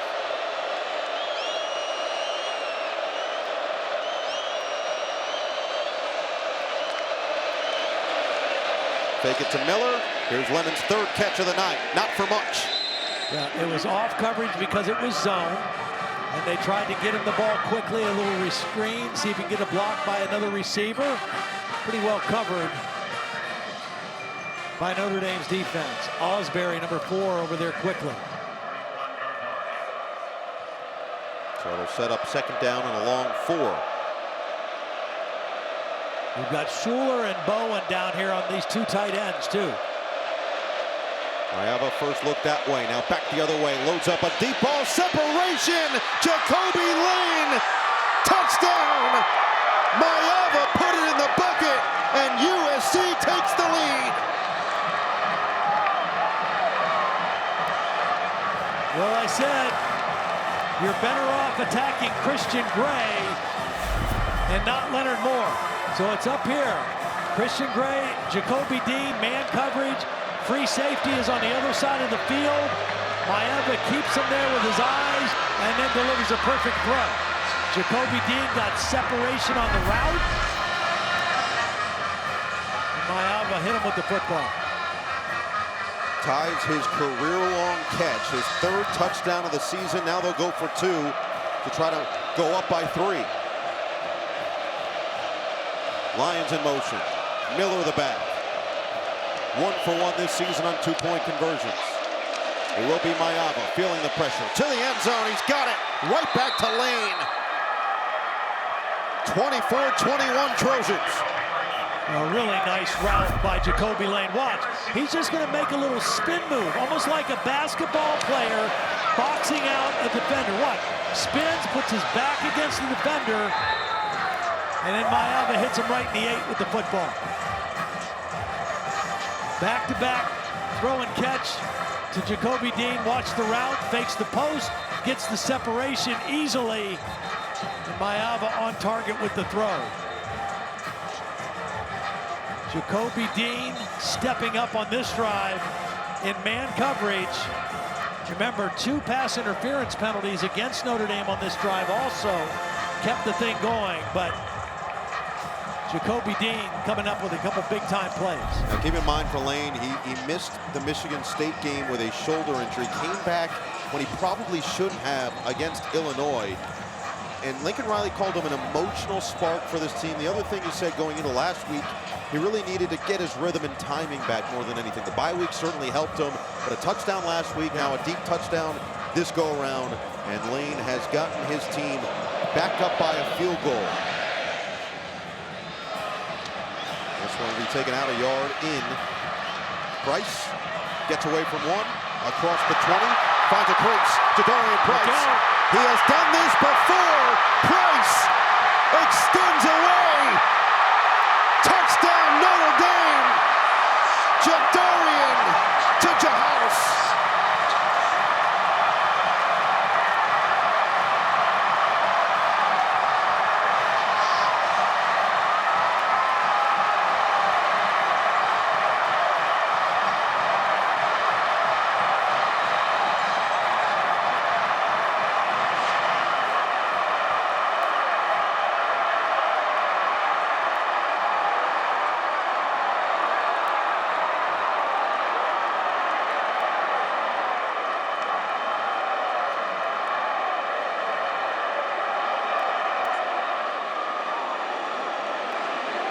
Young man who rejected transfer offers to finish what he started at Notre Dame has put the Irish back up in a blink.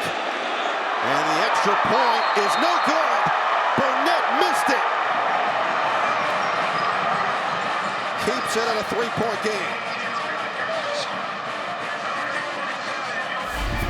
But Jadarian Price gets a chance to return this. There's going to be 2 missed tackles. The first one is right here, number 14. Tamir Robinson, missed tackle. Here comes the second one, number 44. And after that happens, there's too much green grass for this guy. He's an excellent runner in space, and he converts it into a touchdown. USC with 2 chances to bring him down, 2 missed tackles, and Jadarian Price makes him pay for it on the other end.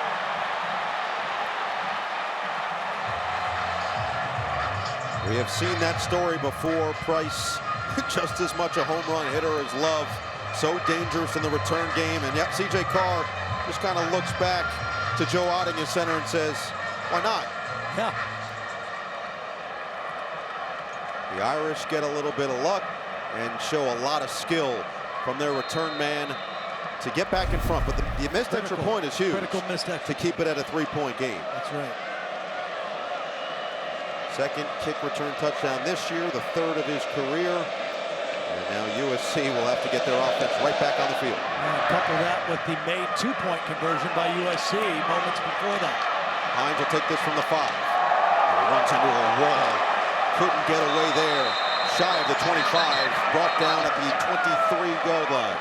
And Lincoln Riley's talked about going on the road in college football at the highest level, how difficult it is, and felt that their home field advantage last week at the Coliseum was a huge deal in regaining momentum. Well, it felt like they had just grasped momentum in this game, and one play, one kick return has wiped that completely off the board. This drive will start from the 24-yard line. Empty set for Mayava, who's got 236 yards and 2 touchdowns. Mayava steps up and had a catch. That is King Miller, who had to go down.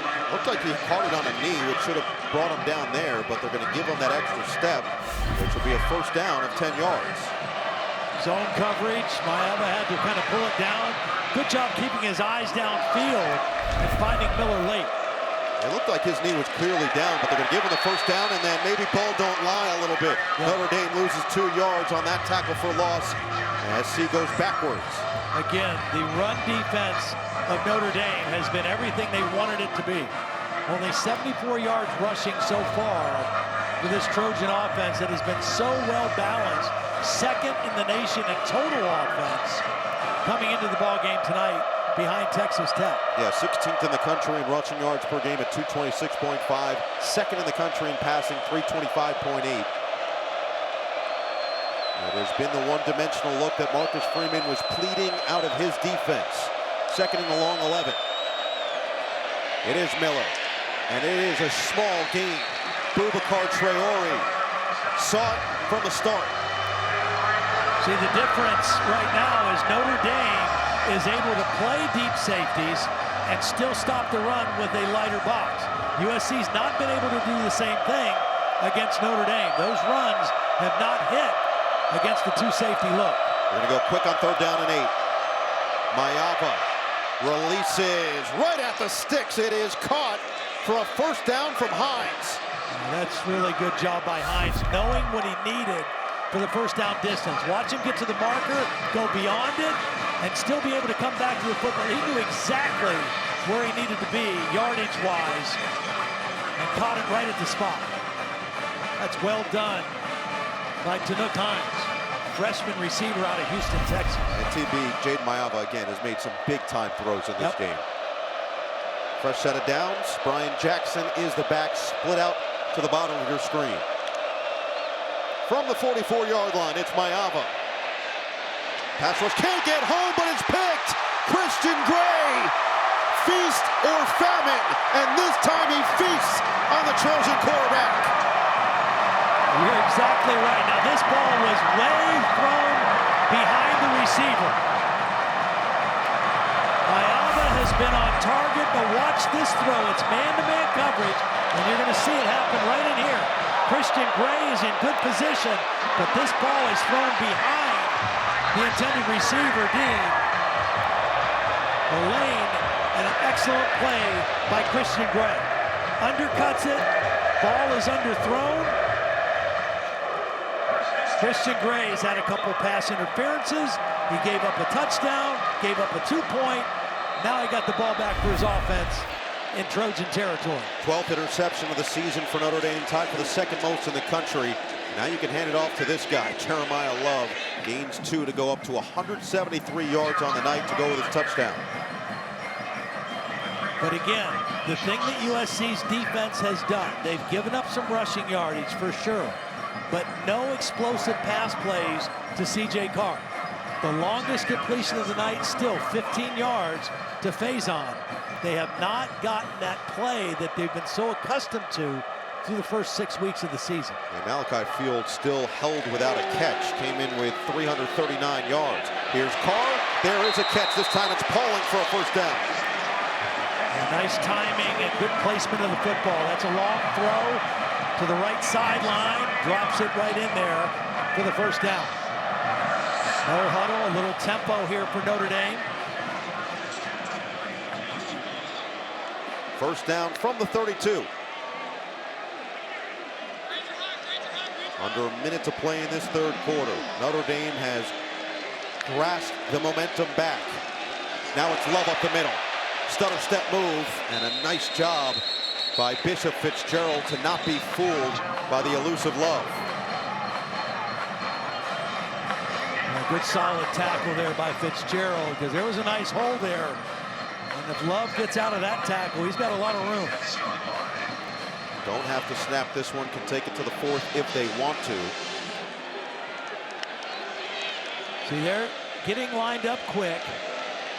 Maybe try to draw a 5-yard penalty. They're going to let this one run out and talk about it on the sideline before the 2nd and 6 play. One-score game, heading to the 4th quarter. Would you have it any other way between USC and Notre Dame? The Irish holding on to a 3-point cushion through 3.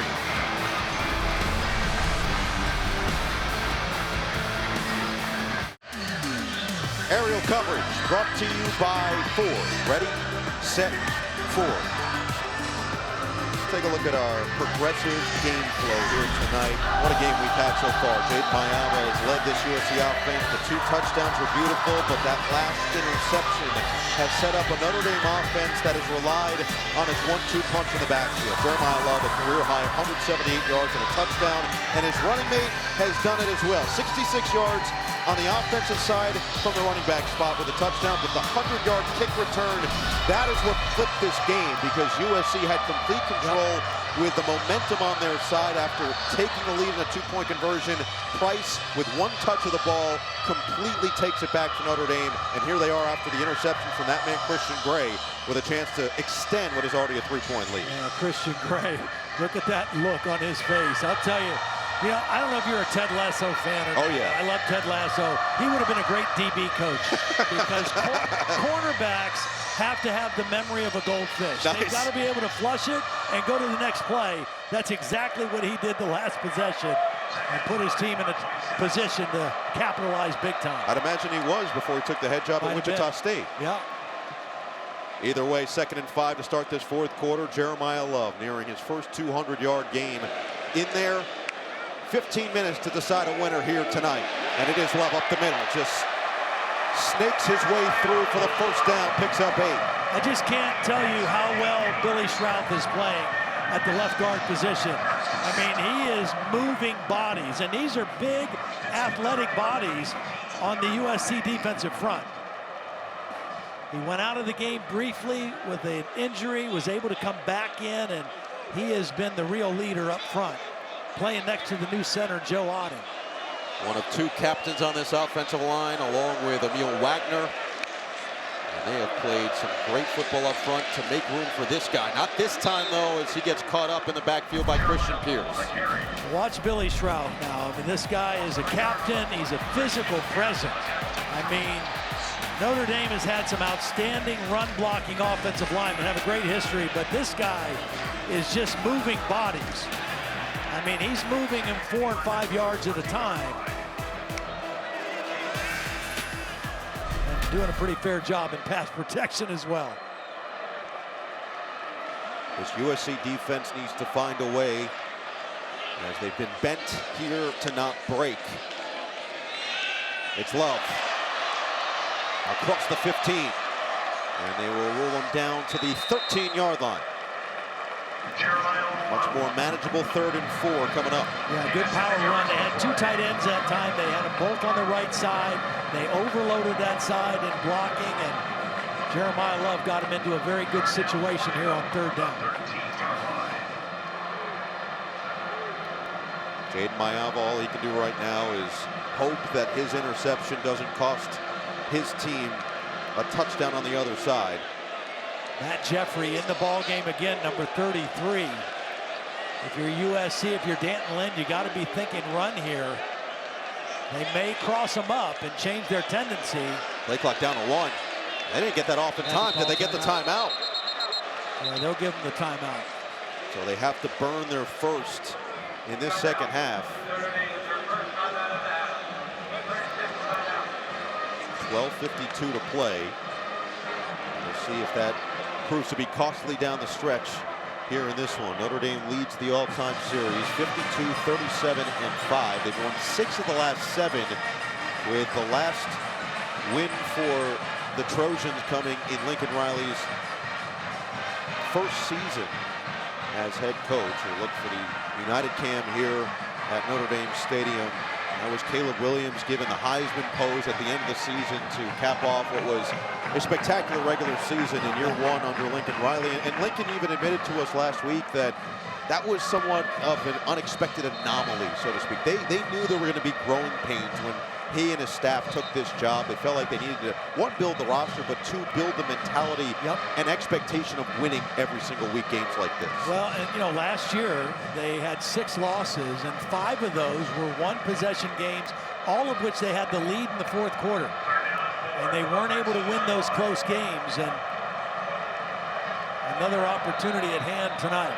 Only non-one-score loss last year, Notre Dame at the end of the season, 49-35 in favor of the Irish after 2 pick-sixes late in the 4th quarter. 3rd down and 4 here for Notre Dame. It's Carr, lets it fly. Oh, it's dropped by Faison.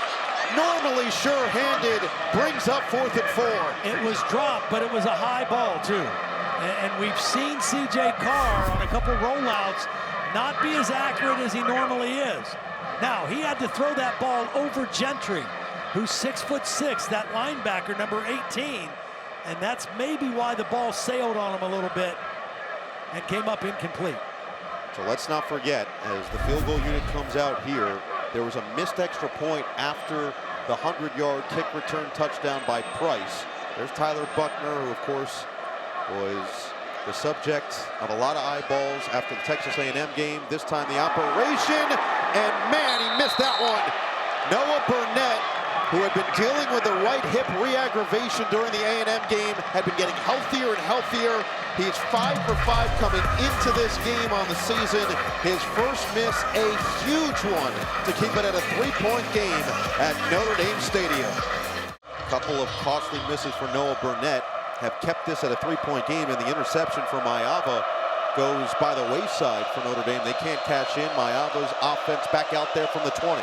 Zone look by Notre Dame. And they'll run it with King Miller for 1.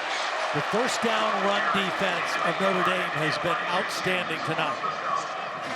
When USC has hit some runs, it's been on 3rd down more so than 1st down. Shout out to Chris Ash, defensive coordinator for Notre Dame, going no visor or hat with the heavy rain. Miller's the running back, is at the bottom of the screen for a 2nd down and 9.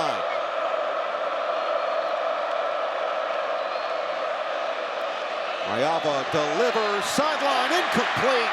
Dallas Golden made the play on Jacoby Lane. Yeah, he made a beautiful play. He just read the eyes of the receiver. He's in the slot. Watch, he's reading the eyes of the receiver. As soon as he sees the eyes and the hands go up, he rips his hand up in between and knocks the ball away. Really well played by the young nickelback, Dallas Golden. So now it's 3rd and 9.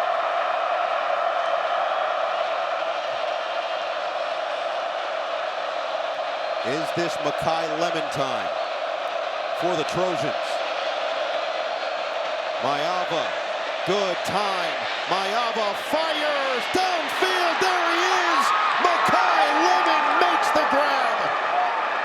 Big gain in Irish territory. Well, this is because of the protection. They keep a tight end and the back end. 7 men. They try to bring Viliamu-Asa late, but it's too late. This play takes a long time to develop. Christian Gray is trailing him, turns him over to the safety, and Tay Johnson just not able to get there. But protection is what made that play. Brian Jackson is the back. They'll pitch it to Lemon instead. Lemon looked like he was trying to throw it. That's he lost the ball. Notre Dame is there. Adon Shuler knocked it away, and Viliamu-Asa, right place, right time. What a swing. Well, I think you're right. I think he was trying to load up to throw it. Recovered by the defense. 1st down, Notre Dame.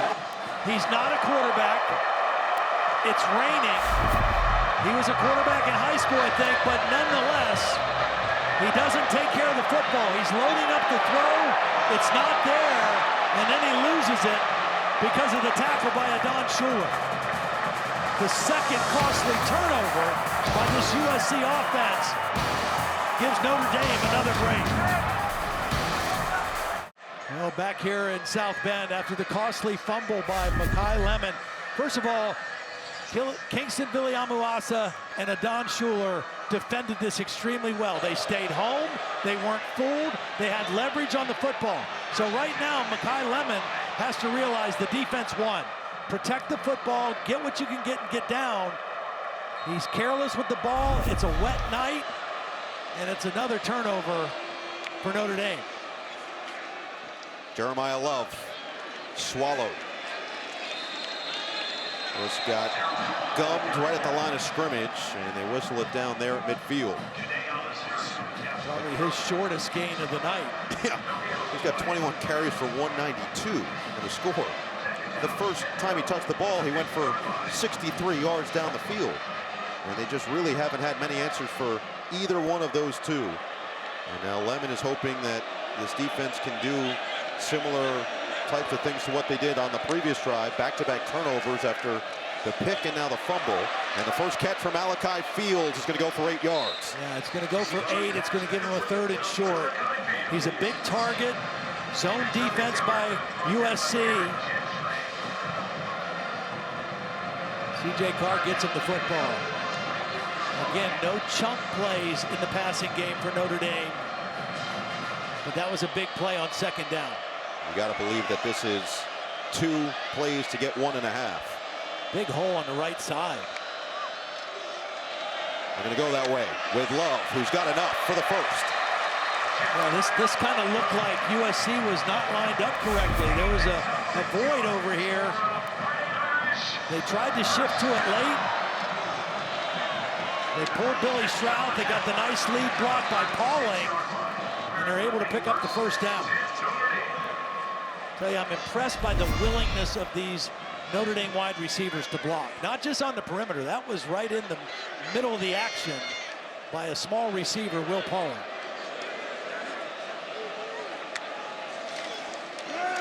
Delayed handoff. Jeremiyah Love shows the burst. And another big gain gets him over 200 yards on the night. This time 15 to put him right at the knocking door of the red zone. Yeah, watch the center, Joe Otting, again making his first start. Does a nice job right in the middle of the defense. The right guard in there does a nice job. That's Gerby Lambert, number 76. And Jeremiyah Love just continues to build on his career night and protecting the football when contact is coming. Last season, Notre Dame lost early in the year to Northern Illinois, and everybody thought season's over, college football playoff chances are over, and they rattled off win after win to get to the playoff and eventually the national championship game as Carr hands it right back to Love. Jeremiyah Love, what a seam, it's 1st and goal. Well, again, tight end and wide receivers. Starts right here. The offensive line blocks down. Raridan gets a block. Now watch the 2 receivers out front. Pauling and Faison. They stick on their blocks, and that's how you get big runs. Runs of 10 yards or more, which Notre Dame has had a ton of them tonight. You get those by wide receivers blocking on the perimeter. 1st and goal. Design run for Carr. And he gets it to the 1.5-yard line. Marcus Freeman said just because they found a way to get momentum last year doesn't mean it can happen automatically again this year. They have to keep the pain from an 0-2 start to the season. That's been the foundation of their season. And it's these types of moments when he asks for vicious, bloody, physical football from his team. They're on the doorstep again to extend it to a 2-possession game.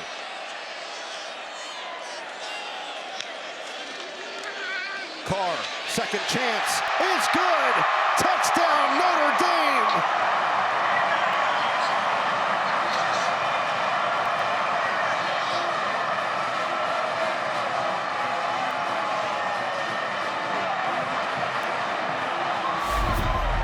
Well, you're going to pull the backside guard. He's going to lead, but watch the block by Jeremiyah Love. maybe the best running back in college football. He's a lead blocker on this play and allows C.J. Carr to get into the end zone easily. A career night running the football and a big-time block on that touchdown. I think it's safe to say all night that for this USC defense, love hurts. The net extra point this time does go through. 34-24. This all started with Makai Lemon's fumble. On the gadget play, looking to throw, coughs it up. Viliamu-Asa is there. Love helps him down the field and then leads the way for his quarterback. Carr punches it in to extend. Great shots last night from our team at the Basilica here at Notre Dame. The drone shot, majestic, the colors, the artistic nature. And you can really say artistic is a great way to describe how Jeremiyah Love plays the game of football. It is really majestic in how he's running it tonight and then even blocking for his quarterback to score. Yeah, he's been fun to watch. I mean, so is Jadarian Price. On a night when the passing game has not been what we've been used to, the running game has been. And another one goes out of bounds. Yeah, this time Eric Schmidt, his second kick to go out. So the kicking woes continue. Kicking team. First down at the 35-yard line. Let's go to KT. Well, guys, with injuries to Eli Sanders and Wayman Jordan on USC, Notre Dame expected the Trojans to lean heavily on its receiving core. Safety Adon Shuler said the Irish defense studied the tendencies of this USC offense. They expected Jeremiyah to remain calm in the pocket, but that composure has been tested here. USC did do wet ball practice in preparation for tonight, but both USC turnovers have come in the second half as the rain and the wind, more importantly, has really picked up here, guys. No question. We talked about USC averaging 552.3 yards of total offense this season. They only have 362 midway through this fourth quarter.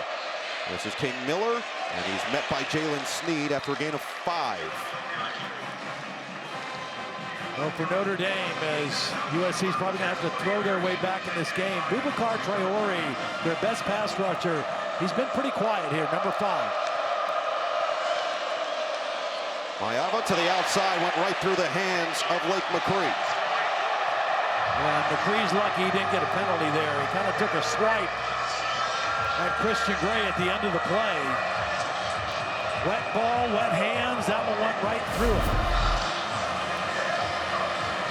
He took the hit by Gray, and then, yeah, there's the show. Wasn't a lot. No, and look, at the end of the day, it is a rivalry. Let's not forget, these two teams are familiar with one another. It's not your typical first go-around in the Big Ten for USC against their new opponents. This is a team they saw a year ago, and a lot of that is boiling over here in the fourth quarter.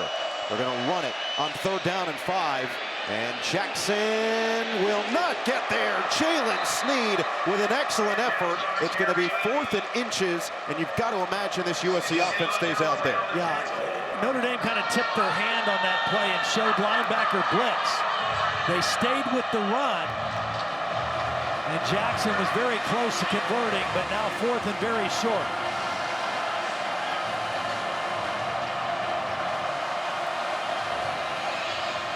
In the pouring rain, the 95th meeting between USC and Notre Dame. Going under center here, probably quarterback sneak. Watch for the push. Can the Irish get the stop? They won't push it. It's going to be Mayava to throw it. Directing traffic, running out of time, incomplete. Unbelievable. The Irish starting to read a bedtime story to the Trojans. Everybody thinking we fooled Notre Dame with the pass on 4th and short. It doesn't fool them. Notre Dame is ready for it. They've got both guys covered. McCree is double covered. Mayava has nowhere to go with the football. 4th and less than a yard. They elect to pass, and they get stopped. The possession before, they elect to go with the trick play, and they fumble. And Notre Dame has taken control of this football game. I thought for sure it was going to be a quarterback sneak with the push from behind from one of those tight ends. Back to the ground with Price. Slips through for a 1st down. So now, if you're C.J. Carr, I mean, you've got a 10-point lead. You are milking the clock. You're snapping this ball as late as you can on the play clock, because as it stands right now, USC has to score twice. It's a 2-possession game. No sense in being in a hurry. Linger in the huddle, and then snap that ball when the play clock gets down around inside of 5 seconds. Look at him looking at the play clock. He knows exactly what he's doing here to work the clock. Price up the middle across the 30. Todd, when we asked Marcus Freeman about this game, about this rivalry, he said he always watched these games. He knew that it was significant in college football, but he didn't realize how significant until he got here. He said Notre Dame's a small place that has big touches, and you feel it every time you go up against USC. Drake Bowen, captain linebacker, said the same thing. It's amplified in a USC week. You saw the emotion after the 4th down stop from Marcus Freeman. It means something for this team. Well, it is one of the great rivalries. I know there's some question whether it will continue. It has to continue. I think there's 6 games in college football that have to stay in place, and this is one of them. 2nd down and 5. Price this time stopped in the backfield. Keyshawn Silver got there in a beat. A really nice job. We haven't seen much penetration in the run game by this USC defense. Let's not forget some of the miscues in the kicking game First for Notre Dame. timeout, USC. USC's going to try to conserve some time. With 4:27 to play. Notre Dame missed an extra point, and Noah Burnett missed a 31-yard field goal. Currently a 10-point Notre Dame lead as they try to milk this all the way down. Time now for the upcoming schedule, presented by Discover. Next Saturday, Michigan and Michigan State on NBC and Peacock, 7:30 Eastern, November 8th. Our next primetime Notre Dame game, 7:30 Eastern, Navy. Another significant rivalry here in South Bend.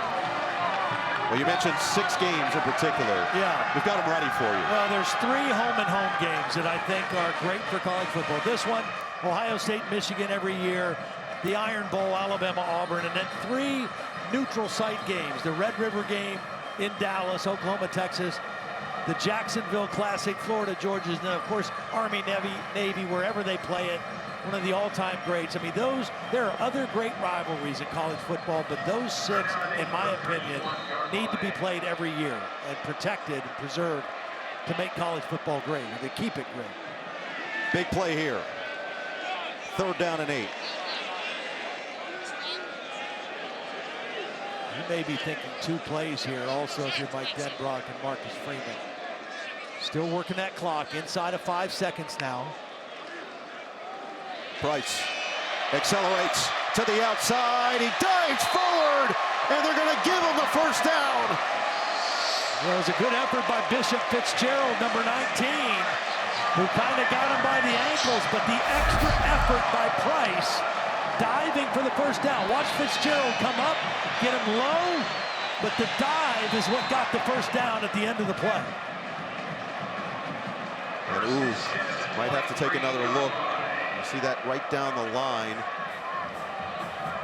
Where is the ball where that first elbow goes down? Right now they've got it as a 1st down. And Notre Dame's up at the line ready to run this next play. Clock ticking down, 3:40 and counting. All Price this drive so far as he explodes to the 20. You see some fatigue now on this USC defense. Trojans take their 1st time out.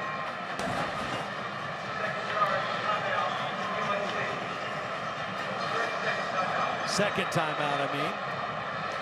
I'll leave them with 1 remaining. So you got 1 remaining in the 2-minute timeout, but right now they've got no answer for the running game and specifically Jeremiyah Love. Jeremiyah Love has just been spectacular tonight. His first play of the game, he took off for his first run, and he's run with power, he's run with speed, he's run with vision. He has been fun to watch. 24 carries, 228 yards, and a touchdown. And right now, he's resting on the sideline because Jadarian Price has been in. And look at this. This is amazing considering the history of this program. Top 5 rushing games in school history. He's number 5, right behind Andre Estime at 238 2 seasons ago. And Price is such a good second option. Right. He would be the first option at 90-something% of schools. He doesn't even need to be in there to try to milk this clock down. Nice job by Carr to handle that high snap, but it does go for a loss. So we'll get back to the original line of scrimmage as Jakeem Stewart, the big true freshman, made the stop. And Lincoln Riley elects to use his last time out right now.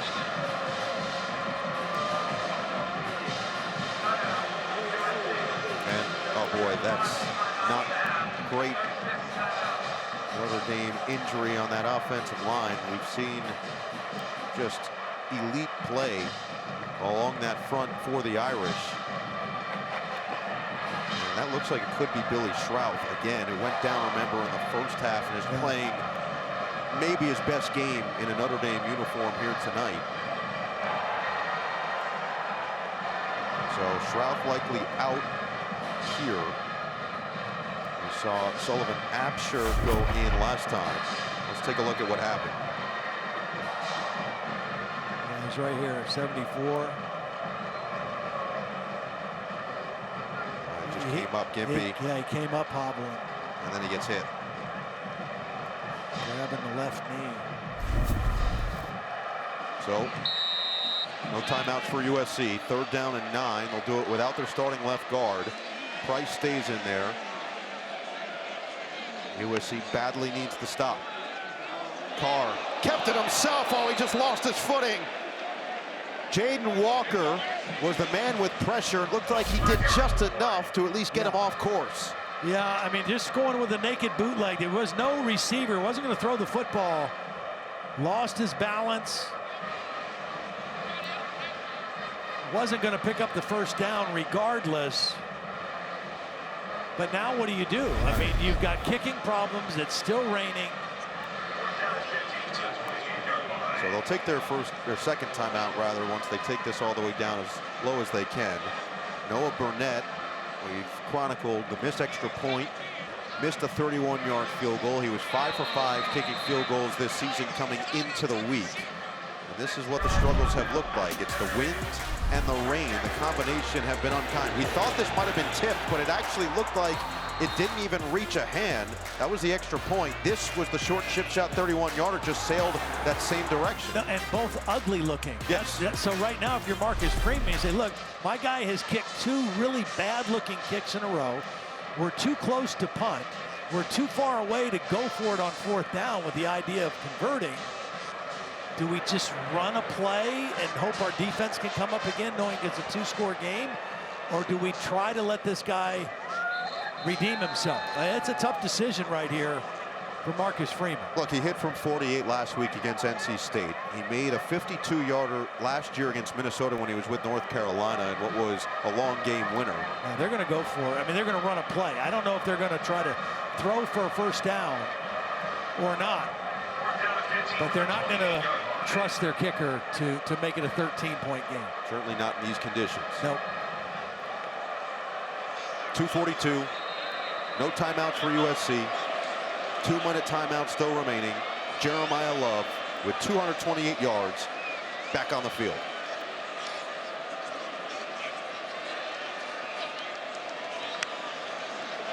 Carr fakes it to Love. Pressure on the edge. Gets away. Lobs it towards the end zone. Incomplete. Will Pauling, the intended target, maybe lobbing it up with the hopes of a potential penalty coming in. Ramsey did a good job of just enough without overdoing the coverage. Yeah, it was good pressure. That forced him up in the pocket. He's just unloading it. The pressure was Anthony Lucas, number 6. Give Pauling a chance. Good coverage by Ramsey. And USC will take over the football. So USC's offense comes back out in their last 3 drives. Interception, fumble by Lemon, turnover on downs in their own territory. They've only scored on 5 of their 12 drives tonight, 42% of the time that they've had the football. And they're going to have to go down the field quickly here to try to even give themselves any semblance of a miracle. And still well under 100 yards of rushing. So the balance that we've seen from this offense has not been there, and now it's all pass down 10 at this point. Viliamu-Asa trying to set up a screen for Miller. He wasn't looking. Incomplete. Well, it's man underneath defense, again, which makes it harder to run a screen. Boubacar Traore was kind of right there in the throwing lane. Lincoln Riley has always loved the screen game, and when we talked to Chris Ash yesterday, he says they really put pressure on your defense with their screens. Notre Dame, with the exception of one, has defended the screen plays exceptionally well tonight.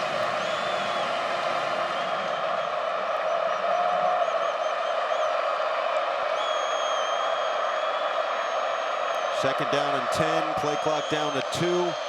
Get it off in time. Notre Dame brings 4 to the outside and out of bounds to Tanook Hines. And right now, Notre Dame's going to play a lot of soft coverage because USC needs 2 scores. So they'll concede those short underneath throws. They know USC has no timeouts other than the 2-minute timeout.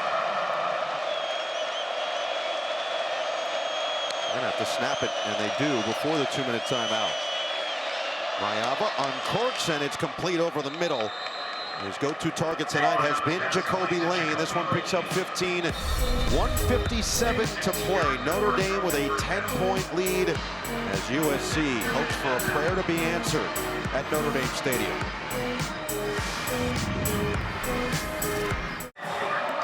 No shirt, no problem for some Notre Dame fans here tonight. Despite the rain, despite the weather, they have stuck it out here at Notre Dame Stadium. We knew that it was going to be a heavyweight battle in a lot of respects, but a lot of credit to Notre Dame for seizing control when it was available. Yeah, they've done a great job. They got the 2 turnovers. Those were costly. And, you know, look, you've heard me. I'm a big fan of Lincoln Riley as a play caller, but a couple of calls really went the wrong way. A call on 4th and short, and then the call for the flea flicker that resulted in the fumble by Makai Lemon. Empty set on first down from the 46-yard line. Viliamu-Asa lets it rip. And this one is fought for. I think they're going to call it a catch. I think he caught the football. Jacoby Lane, yes, loses the hat. Notre Dame thinks they have an interception. They do. Oh my goodness. Christian Gray with his second takeaway. It's been a roller coaster of emotion for Gray, but he says night-night to the Trojans. I think he took it away on the ground, though. I didn't see him catch the ball. Watch. It's bouncing. It's off the hands, and at the very end, it's an incomplete. Oh, it hit the ground. Wake him back up. I didn't think he caught the football. The ruling on the field is an interception. Is under further review. You know, it was distracting, too, because Jacoby Lane's helmet comes off at the end of the play. You think that's the football, and the ball ended up hitting the ground. Yeah, Tay Johnson looked like he got just a piece of the face mask to rip off the helmet. It was an excellent effort by Gray to even be close to an interception, but it does clearly hit the ground. So USC will likely dodge a bullet here on what would have been Gray's second interception of the night, 3rd of the season. Well, he's not going to get the pick, but he was in excellent position in the coverage. You know, we've seen Jacoby Lane beat him and get separation a couple times tonight. That time, he was in phase, stride for stride with Lane, and made a nice play on the football. Gray's trying to take a look up on the Jumbotron here at Notre Dame Stadium. I think you can kind of see it in his eyes. He knows. Oh yeah, zoom in. So 1:49 to play. Gray just saw it. They're kind of walking back towards that line of scrimmage, which was the 46-yard line of the Trojans. Well, and again, right now, the coaching point that Chris Ash is stressing to his defense, nothing over our heads. No easy one here. They need to score twice. Let's make them work really hard to earn anything here. Keep everything in front. It's an incomplete pass. It's second down USC. Number 8 of USC's helmet came off. Therefore, he will leave the game for one play. So they'll have to go without Jacoby Lane on this play. 1:49 again, no timeouts for SC. They're going to have to find a way to get 2 scores some way, somehow, and an onside kick in between the two. Jeremiyah Love, career day, 228 yards and a touchdown on the ground. 5 catches for 37 yards in the passing game. C.J. Carr, not his prettiest performance, only 16 of 26 for a 136, 1 touchdown, 1 interception, also ran for a score. But now it's up to this Notre Dame defense to slam the door shut. You got Richardson, Hines, and Lemon as the 3 receivers.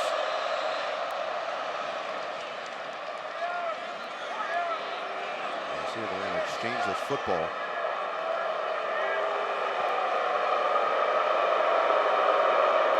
Well, you know that the rain's coming down hard when Marcus Freeman has a hat on. You're not hiding that cut very often. He got a fresh one on Friday, too. He did. Well, he and Jordan Cornette. Yeah, from Julio. 2nd down and 10. McCree across midfield, out of bounds. Oh, we've seen Leonard Moore play an outstanding game, but we've seen him miss 2 tackles. The 1 long catch that Lemon had, the only one in the game, he missed a tackle. And that time, coming up out of zone coverage to tackle the tight end, he missed. And brings up 3rd and short for the Trojans. Ryan Jackson on the handoff. Stutter step move. Jackson gets across the 40 to the 39-yard line. Clock's going to continue to tick at the snap after the pause with 1:38 to play. Or the ready for play, I should say. Either way, with 1.5 minutes to play, it's 1st down from Mayava. Tries to get away, and he just darts it. Yeah, that's intentional grounding, I think. There's no receiver. Well, McCree was nearby. It looked like 87. It's just, it clearly was intentional, so now it's just going to be depending on if they feel like McCree was close enough. Was he away from his engaged block by the time he threw it? Is he out of the tackle box and did the ball cross the line of scrimmage? It definitely didn't cross the line of scrimmage, and it looked like McCree was not disengaged with his block. There's no foul for intentional grounding. Number 87 of the offense is in the area of the pass. 2nd down. Terry agrees. Yep, I thought 87 was another lineman. He was one of the tight ends, maybe a tight end screen. It wasn't there. Good pressure by the Notre Dame defense. Marcus Freeman disagrees, but it does stop the clock and keep it at 2nd and 10. Just 1 sack here tonight for Notre Dame. Jadarian, one of the fewest sack quarterbacks in the country. Until now, almost went down. Flag was down as he got rid of it just in time. Boubacar Traore. It was only a matter of time before he wrecked the backfield. Yeah, working on the right tackle, Justin Tawanu'u. You know, you're not worried about run right now. You can really pin your ears back and go after the quarterback. Holding offense, number 73. Penalty is declined. The quarterback's forward progress was blown dead. It's 3rd down. That's Tobias Raymond, number 73, the left tackle, has been an outstanding player this season. That time, a clear penalty.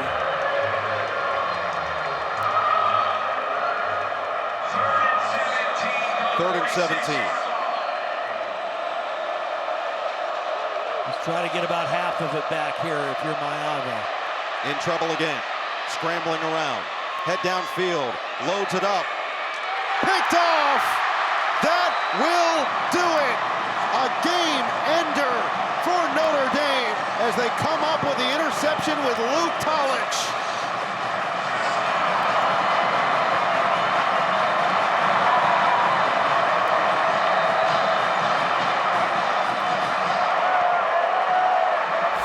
We saw C.J. Carr force a ball and get intercepted. Jadarian is going to do it too.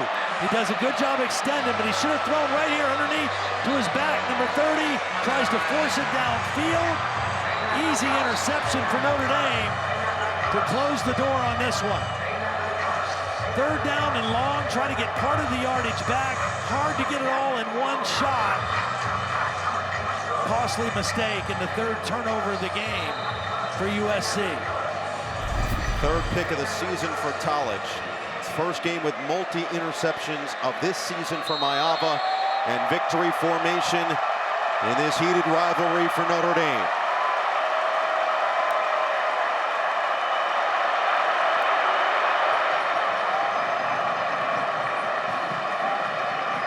Marcus Freeman was very honest when asked about this rivalry. He said it's a reminder of how important the preparation is, but who knows what the future is going to be. The one thing we do know, we got this one, and we got to win this one. They've done just that. One final kneel down. Notre Dame wins its 5th straight, and another victory over USC. The Shillelagh stays home in South Bend. 34-24 your final.